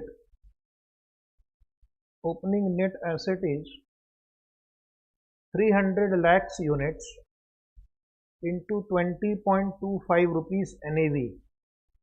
Please check the answer. 6075. 6075. Everybody should participate. Is it right? Add portfolio value appreciation. Portfolio value appreciation will increase the NAV. 460. Add issue of fresh unit. Fresh unit will bring cash. 5 lakh into 20.735.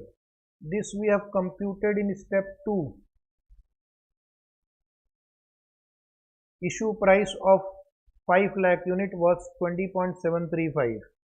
So this is 103.675. Then income earned in 3 months, 24 lakh, 36 lakh, 47 lakh. So total income earned over 3 months period, 107, less units repurchased, less unit repurchased, 2.5 lakh unit into 20.043. This 20.043 is the repurchase price we computed in step 3. So that will reduce my net asset. There will be cash outflow. There will be cash outflow. And we have also distributed income. Go to step 1 point J. Step 1 point J. How much dividend was distributed? Last column. Point J, last column. 74.8335. Right. Now please, at least now please tell me how much is the net asset. Take total of point number A to F. A, B, C, D, E, F. Yes. Reply please. Suraj, Harsh.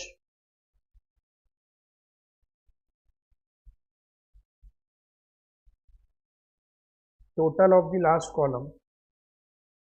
That will give you closing net asset value. Closing net asset. You have to add A, B, C, D, E, F. A to F. Yes, yes, yes. Reply fast.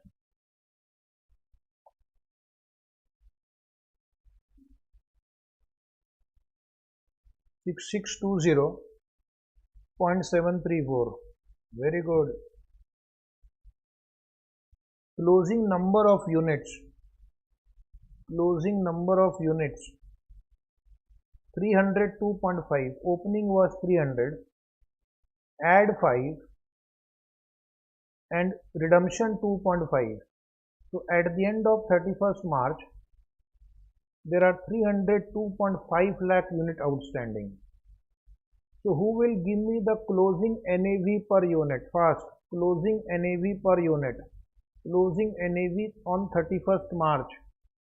You will take G divided by H in rupees. Other figures are in lakhs. Other figures are in lakhs. 21.8867. 21.8867. Very good. 21.8867. So this way of presentation will help you to get full marks.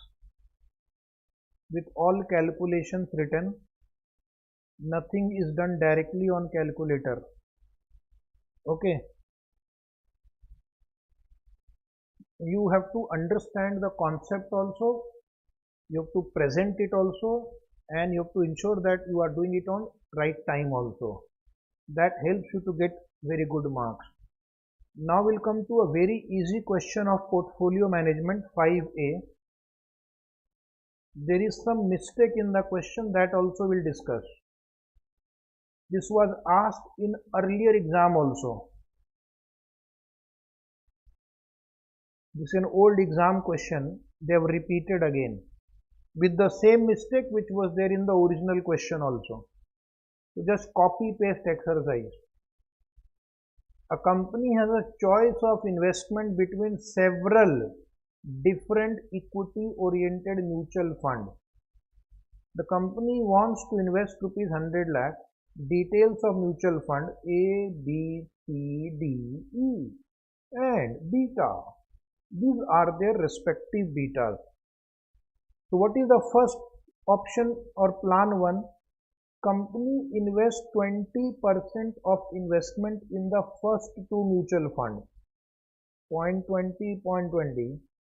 So how much is the balance? 0.60. And the balance in equal amount in CDNE, 0.60 divided by 3, 0.20.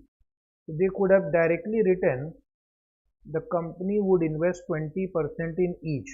This is such a gross wastage of human time and talent. Question is, what is the beta of the portfolio? I don't think there can be an easier question than this in your entire study material. You have to just compute weighted average beta. Weight is 0.2, 0.2, 0.2, 0.2, 0.2. And then what about plan 2? Same thing. The company invests 15% of its fund in C, 15% in A, 10% in E, and the balance in equal amount in other two mutual funds. So already we have exhausted 0.40. So remaining is 0.60 divided by 2, which means the investment in B and D would be 0.3 each. What is the beta of the portfolio? Multiply, add, beta of portfolio is weighted average beta. If the expected return of the market portfolio is 12% RM, beta of the market portfolio is 1. Everybody knows that. Even if it is not given, it doesn't matter. What will be expected return on the portfolio in both the above plans? So what is the mistake? RF is missing. RF is missing. Oh my God. RF is missing, and still they are asking you to compute the expected return of the portfolio. So that was the mistake, and we will solve by assuming RF. We will also solve by ignoring RF. The last answer I will solve 2 times. One by assuming RF, one by ignoring RF. First answer first. Step number 1. Portfolio beta under plan 1. Portfolio beta under plan 1. So here we have decided that the weight will be 0.2 in each of them. Draw 4 columns as usual. Mutual fund, proportion, beta and weight into beta. Proportion means weight. Proportion means weight. So first I will give you the name of mutual fund ABCD. Then I will give you weights 0.2 each. Beta you copy from the question. Beta copy from the question. And now the students will give me the total of last column. I just don't show the answer. This is style of presentation, style of teaching. Because we have limited time, we use our technology and try to solve maximum question in less time. Anybody for the total of last column? So you will multiply and keep on taking total also in memory plus. The total of the last column will be 1.20. This I will require in the last answer also. 1.20. Now write down portfolio beta under plan 2. Same way you will solve. Weights will change. Draw four columns. Mutual fund, proportion, beta, weight into beta. Mutual fund A, B, C, D, E.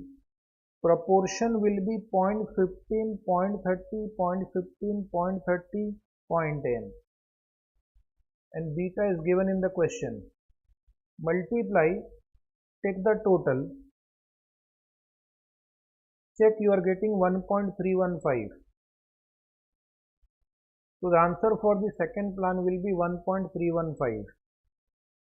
Now I will give you a note. If you dare write this in the exam, there is an error in the question. And what is the error? The risk-free rate is missing. Let us assume RF equal to 6% and expected return is equal to required return, because CAPM formula calculates required return.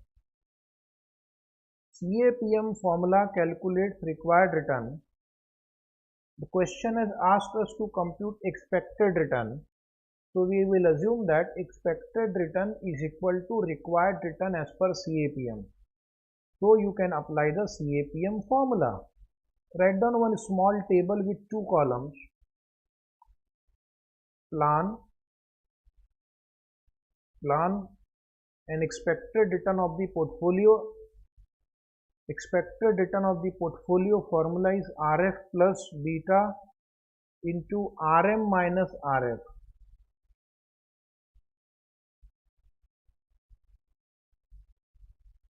RF plus beta into RM minus RF.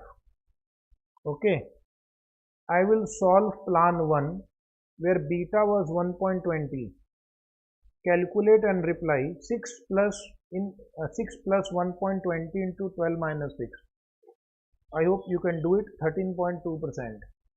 For plan 2, the beta is 1.315. 6 plus 1.315 into 12 minus 6. 13.89%. 13.89%.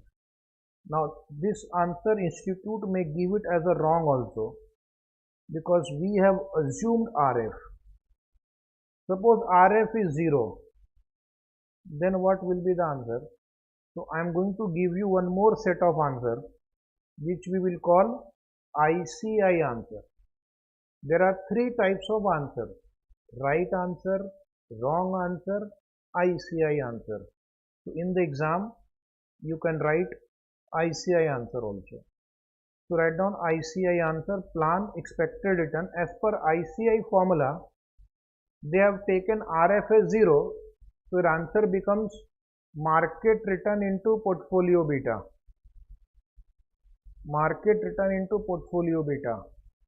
So for plan 1, 12 into 1.2, 14.4%, and for plan 2, 12 into 1.315, 15.78%.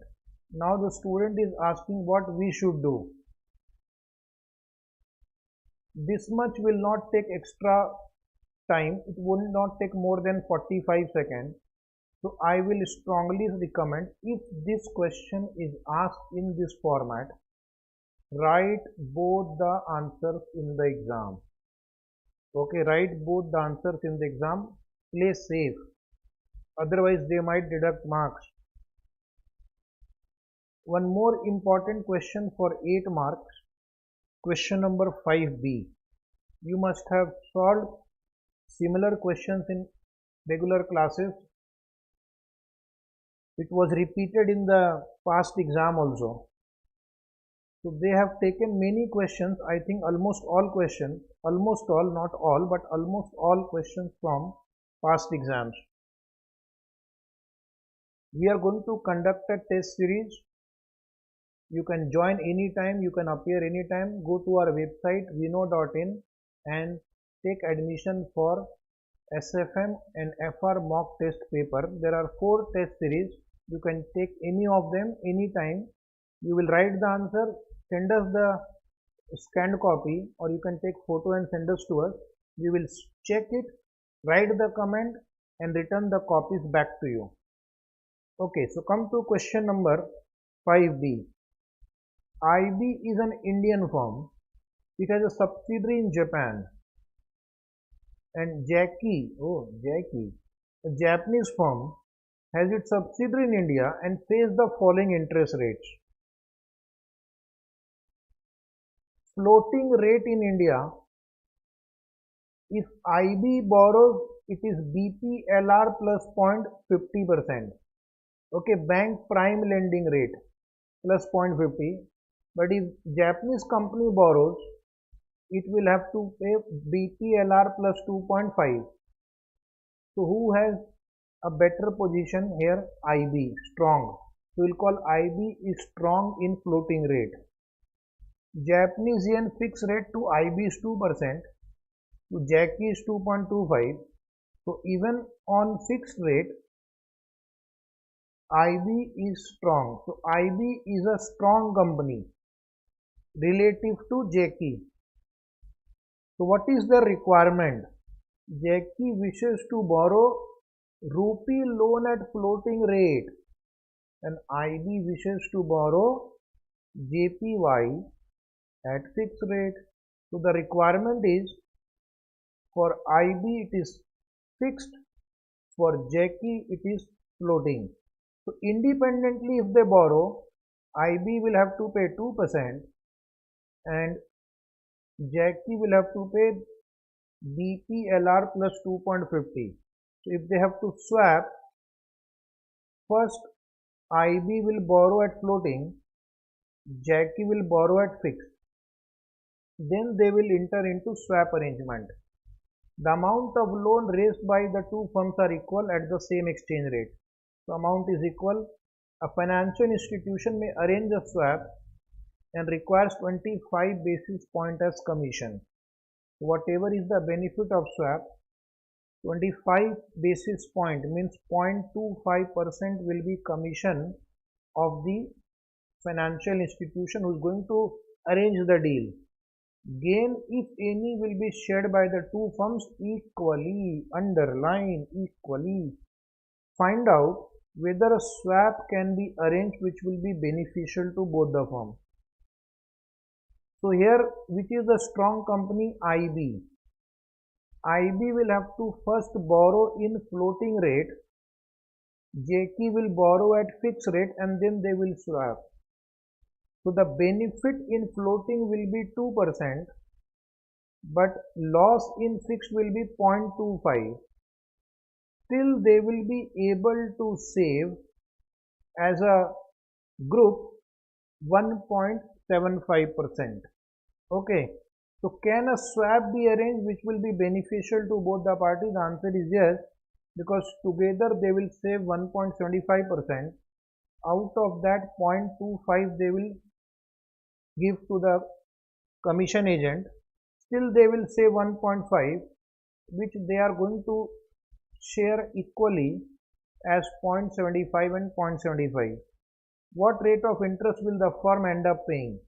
So both parties will save 0.75 compared to what they would have paid had they gone on their own in the market. Had they gone on their own in the market, IB would have paid 2%, but now it will save 0.75. So it will be 2 minus 0.75.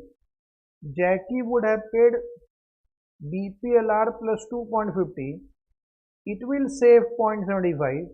So Jackie will pay BPLR plus 2.50 minus 0.75. So that will be the effective interest rate the two firms will end up paying. Okay. So we are going to solve this very easy question by first writing a note for your future understanding.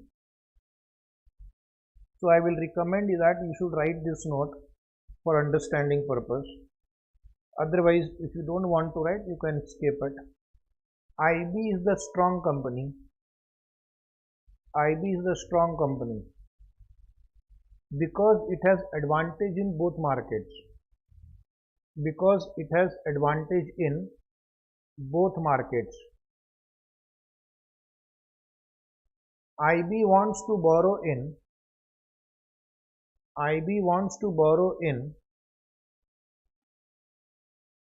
JPY fixed interest rate,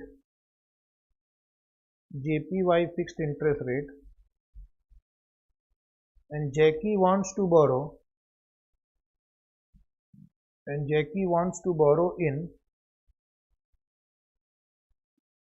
INR floating rate. Jackie wants to borrow in the INR floating rate. The swap will be possible. Only if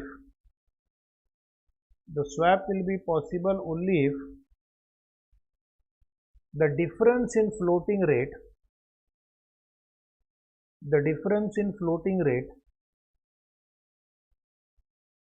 is more than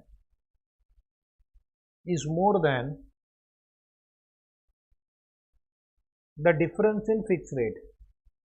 This is very important line, difference in floating rate, because the strong company will first borrow in floating rate, so that benefit should be more than the loss in fixed rate. Then only swap is possible.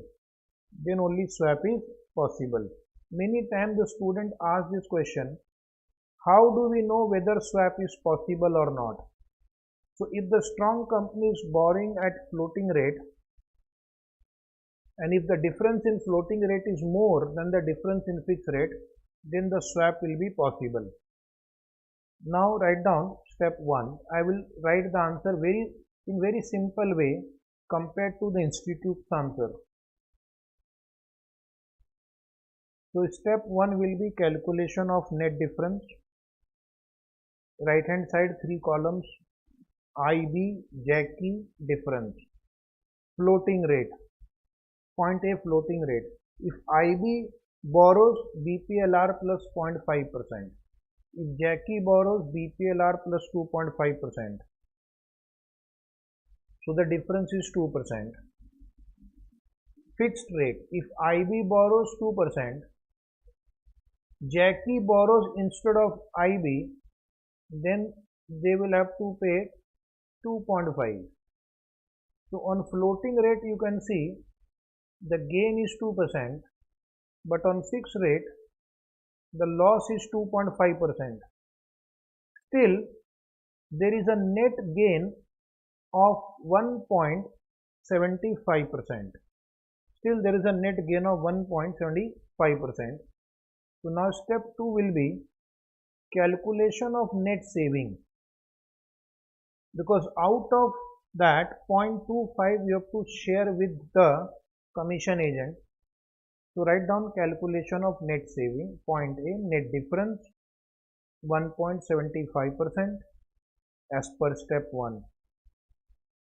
Commission rate 0.25%. Therefore net saving A minus B, net saving 1.5%. Now the question says this net saving will be shared equally by the two parties. So step number 3, in a very simple manner, write sharing of gain. Presentation in simple form, easy for everybody to understand. Company IB gain, half of the gain will be enjoyed by each company. So 50% of 1.5, 0.75, Jackie will also get 0.75. So this is sharing of gain by two parties. What they were paying directly to the market, they will pay 0.75 less. So my last step will be step 4, effective interest rate applicable to each party. effective interest rate applicable to each party. Under that two columns, IB and effective rate. So IB would have paid 2% on its own. It saves 0.75. So therefore effective rate is 1.25. Jackie would have paid BPLR plus 2.5. It saves 0.75. So the effective rate is BPLR plus 1.75.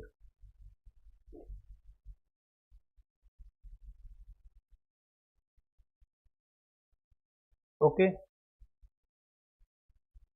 This was the answer of this very good question. Another very good question which must be practiced before the exam. Otherwise, you may find it difficult in the exam. This question has some new adjustment. Write down very good question. Question is Long Limited is planning to acquire Tall Limited. Wow. With the following data available for both the companies. Long and Tall. Expected EPS, expected DPS. Underline the word expected. It means it is D1. Number of share, current market price. If I multiply these two, this will give me market capitalization of the two companies. As per an estimate, Tall Limited is expected to have a steady growth of earning and dividend to the tune of 6% per annum. So Tall Limited is growing on its own at 6%.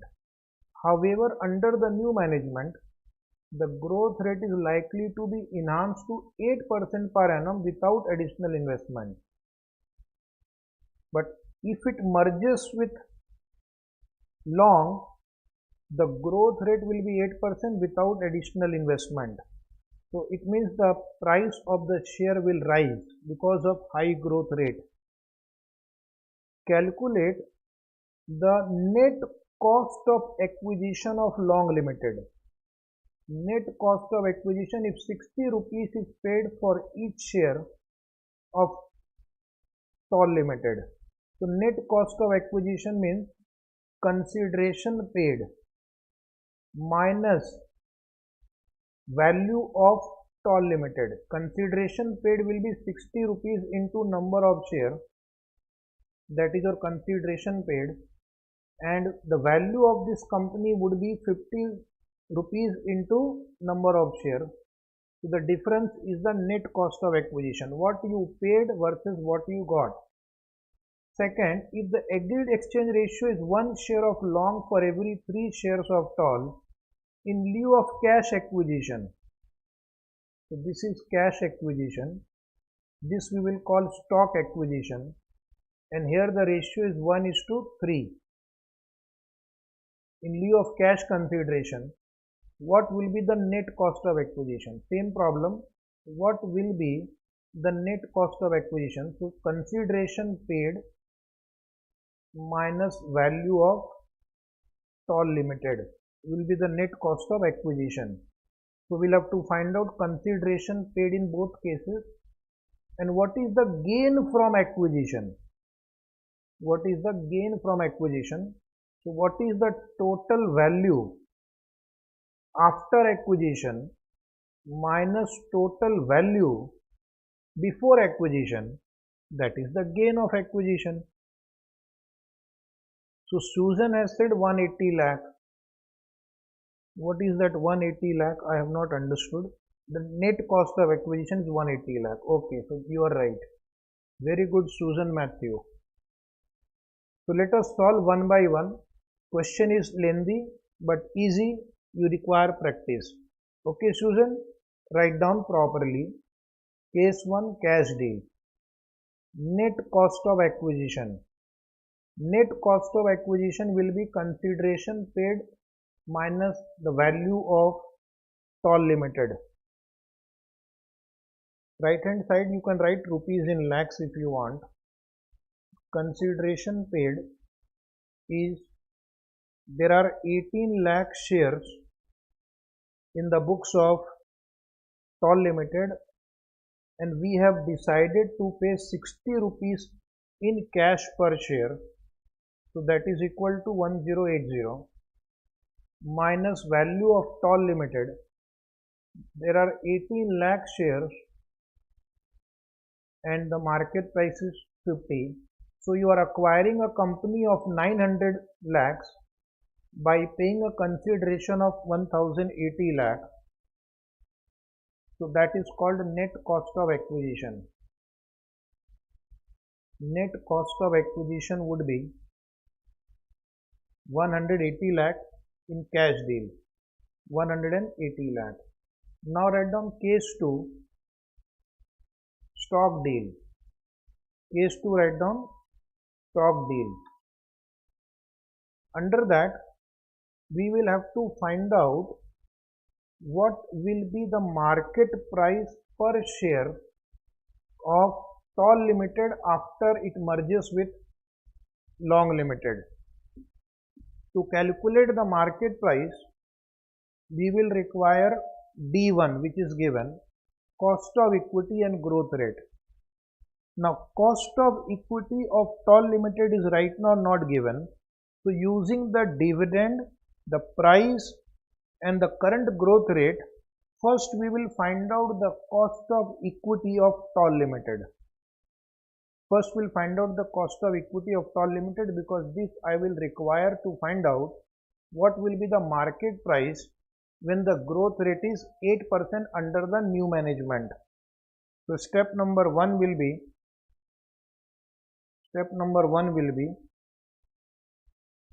calculation of cost of equity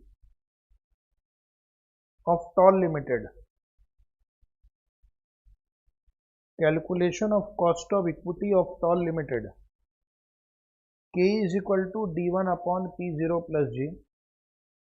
All figures are directly available in the question. 3 by 50 plus 0.06. So the answer is 12%. Just check. Using this 12%, I will find out what will be the revised share price of Toll Limited.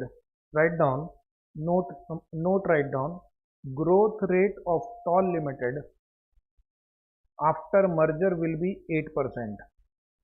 Growth rate will be 8% after merger. So therefore write down step 2, market price of Toll Limited after merger.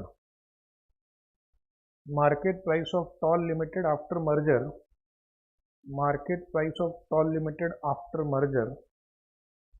P0 equal to D1 upon K minus G. D1 upon K minus G. D1 upon K minus G. Yes, please reply. What will be the answer now? D1 will be 3. Cost of capital computed earlier 12%. New growth rate will be 8%. So yes, anybody? The answer is 75. So their share price now will become 75 rupees. Share price will be 75. So total market capitalization will also change. Total market capitalization of Toll Limited after merger. So what will be the worth of this company after merger? Write down step 3. Value of Toll Limited after merger. Value of Toll Limited after merger.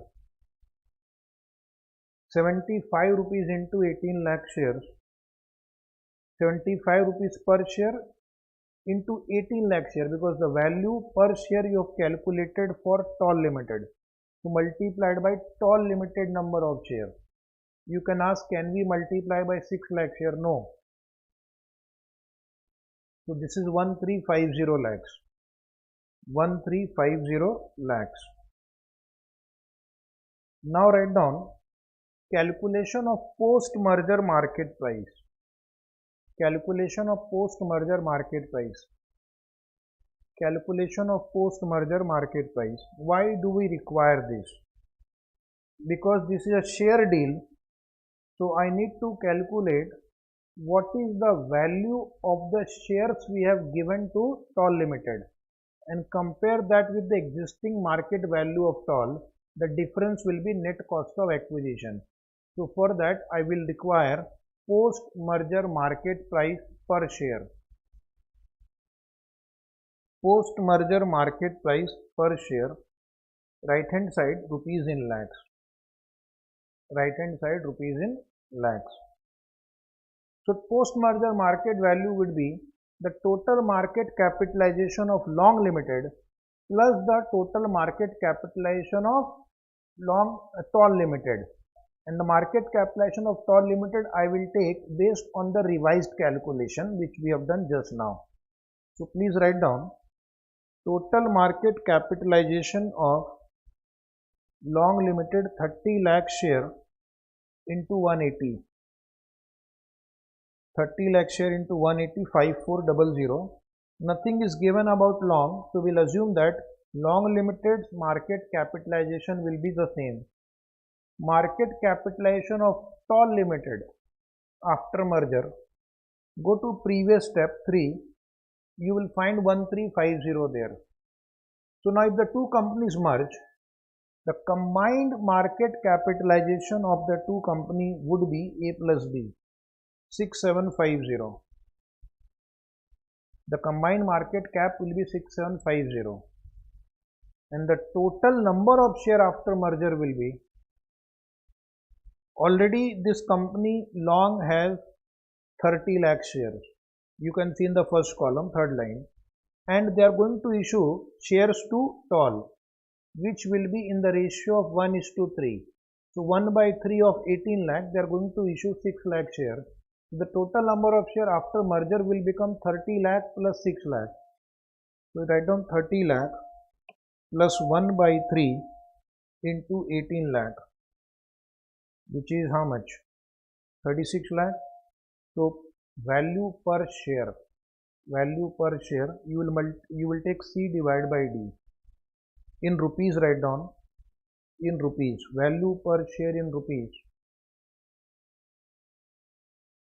187.50. 187.50. Now understand, we are going to issue 6 lakh share and this will be the market value of the company after merger. So the consideration paid in the form of shares will be 187.50 multiplied by 6. Compare that with the current market capitalization of Toll. The difference will be the net cost of acquisition under the share deal. So write down below step number 5, calculation of net cost of acquisition. Calculation of net cost of acquisition. Right hand side rupees in lakh. First point A, gross cost of acquisition. 6 lakh share into 187.50. This is what you are paying to the target company, 1125. Compare that with the existing value of Toll Limited. Existing value of Toll Limited on standalone basis. 18 lakh share into 5900. So a company which is worth 900, you are paying 1125 to acquire this. A company whose market value is 900 is acquired for 1125 lakh. So the net cost of acquisition will be, yes, reply please, A minus B. Net cost of acquisition will be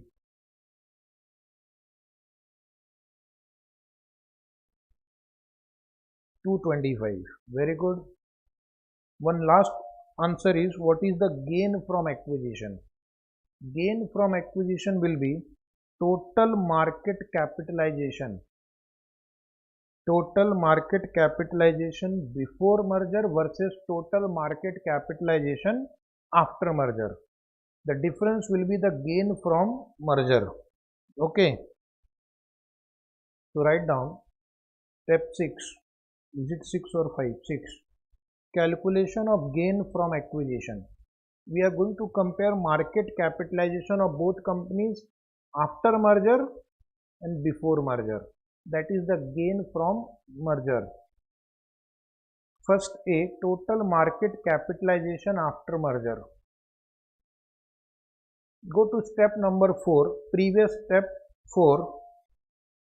In the step number 4, point number C, you will find this number 6750. So I am not calculating again. Point B, value of the two companies separately on a standalone basis. Long Limited is 5400, already calculated. Tall is 900, already calculated. An earlier working note 6300. So gain from acquisition is 6750 versus 6300. So after they merge, the total market capitalization will increase by 450 lakh.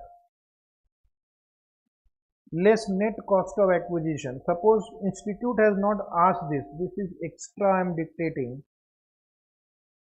What was the net cost of acquisition to Long Limited? 225. So if you really ask how much is the net benefit to Long Limited, the net benefit to Long Limited would be only 225, because out of 450, 225 additional amount they have paid to Tall Limited.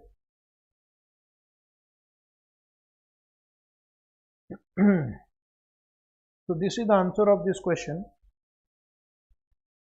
Now we'll solve one last question, 6b. This is based on future contract, and you have to learn how the initial margin, maintenance margin and margin call is calculated. Highly repeat question again. Only you should know the basics and then you will be able to solve. Okay. So the question is, the price of March Nifty future contract on a particular day was 9170. So you can enter into a future contract at 9170. The lot size is 50 unit. So 9170 into 50 is the value of one lot. Initial margin is 8%. So when you enter into a future contract, you have to pay an initial margin which is 8% in this example, and maintenance margin is 6%. That means the value of your margin account should not fall below 6%. If it goes below 6%, you will have to bring margin money and make it again equal to initial margin money, and again make it equal to initial margin money. The initial margin is suppose 100, maintenance margin is 60. If it goes below and becomes 50, you have to again bring 50 and make it 100. So 50 plus 50, it will become 100. As long as it is more than 60, you don't have to bring more margin money. That is the concept of maintenance margin. Now they have given you index closed at the falling level on the next 5 days. Calculate mark to market cash flow. That means daily how much will be daily gain or loss, and daily closing balance in that margin account for an investor who has a long position and a short position, and what is the net profit or loss. So very easy question, you might have done in the classes, regular classes. This is taught in every batch. So I will again revise this for you if you want. Contract size, write down 9170 into 50. So one contract is 4,58,500. In order to enter into future contract, you will have to pay initial margin money. Then only you can enter into a future contract, which is 8% in this example, 8% of 458,500, which is 36680. Maintenance margin means below this the margin balance should not fall. If it falls, you have to again bring it back to 36680. The maintenance margin is 27510, 6%. Now write down calculation of mark to market cash flow and daily closing balance. Calculation of mark to market cash flow and daily closing balance.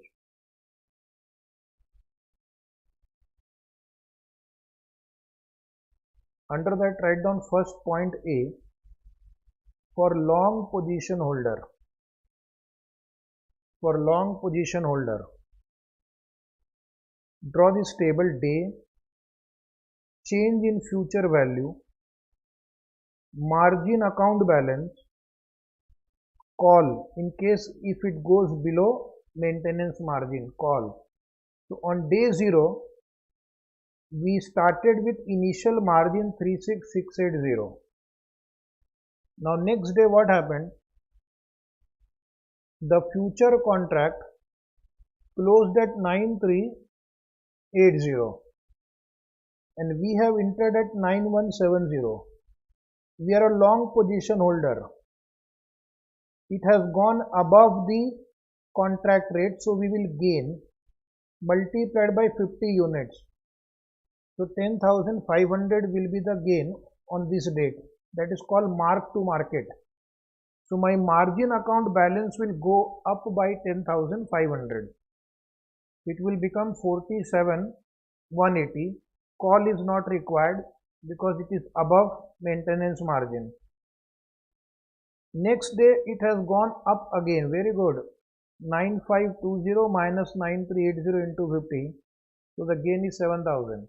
My margin balance will be 54,180. Oh my God, next day it has gone down, so there will be loss. 9100 minus 9520. This you have to take every day. Every day the difference is settled into 50, 21,000 minus 21,000. It should be minus 21,000. So your balance is 33,180. Margin call is not required because it is still above maintenance margin. This is still above maintenance margin, so we don't need to call any call money. Next day, oh my God, again fall. So this has become minus 7,000 loss. Just take on your calculator 33,180 minus 7,000. So that is 26,180. Oh, and your margin, maintenance margin is 27,510. So it has gone below maintenance margin. It has become 26,180. It has gone below maintenance margin. So what I will have to do? I will have to bring it to 36,680 again. To bring it to 36,680 again, how much amount you have to bring as call money? The difference between the two, which is 10,500. So what I'll do? I'll bring 10,500, 33,180 minus 7,000 plus 10,500. So my balance will again be restored to 36,680, which is the same amount there. So the day you go below maintenance margin of 27,510, that is 4th day, you will have to bring call money. This is the concept. Now last day it has gone up, no problem. We are going to gain 9,000. Our balance will become 45,680. If I take the total of this column,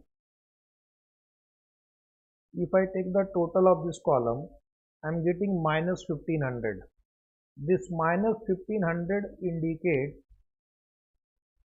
the cumulative loss or final loss which the future long position holder will suffer. So that was my answer. So write down 1,500 calculation again, and your margin account will have this balance. Sorry, this is the total.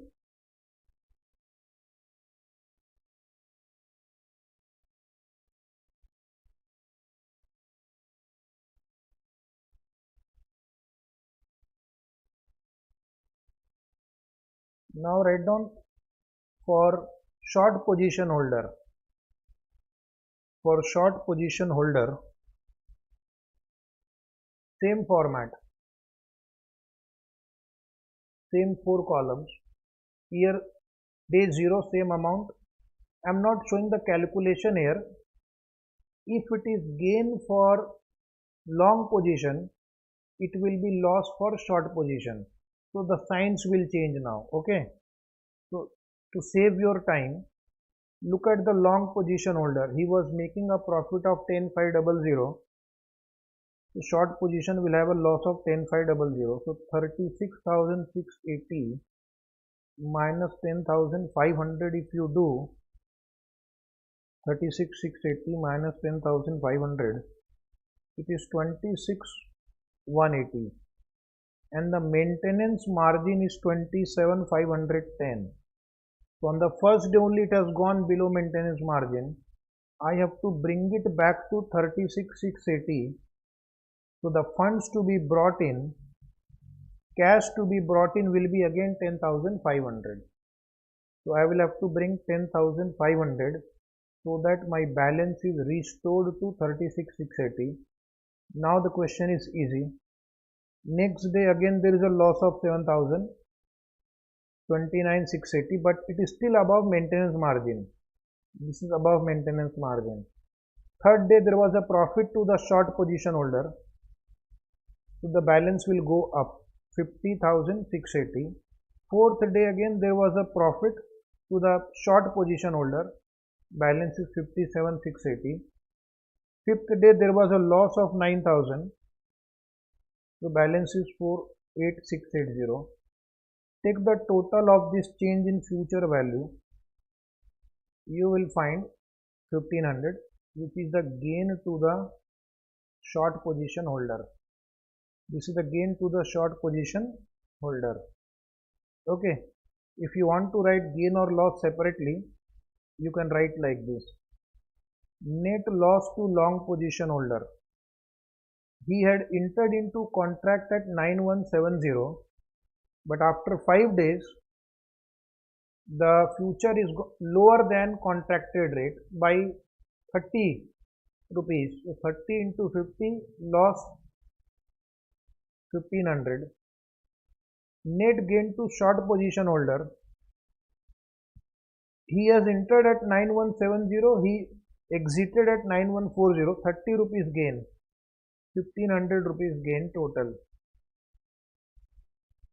This completes our discussion of SFM model test paper part 3. Thank you very much for watching this.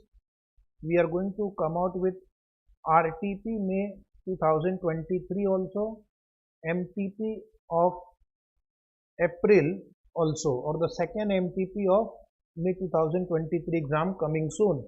So please subscribe to YouTube channel. You'll get notification of RTP May 23 and second MTP for May 23 exam.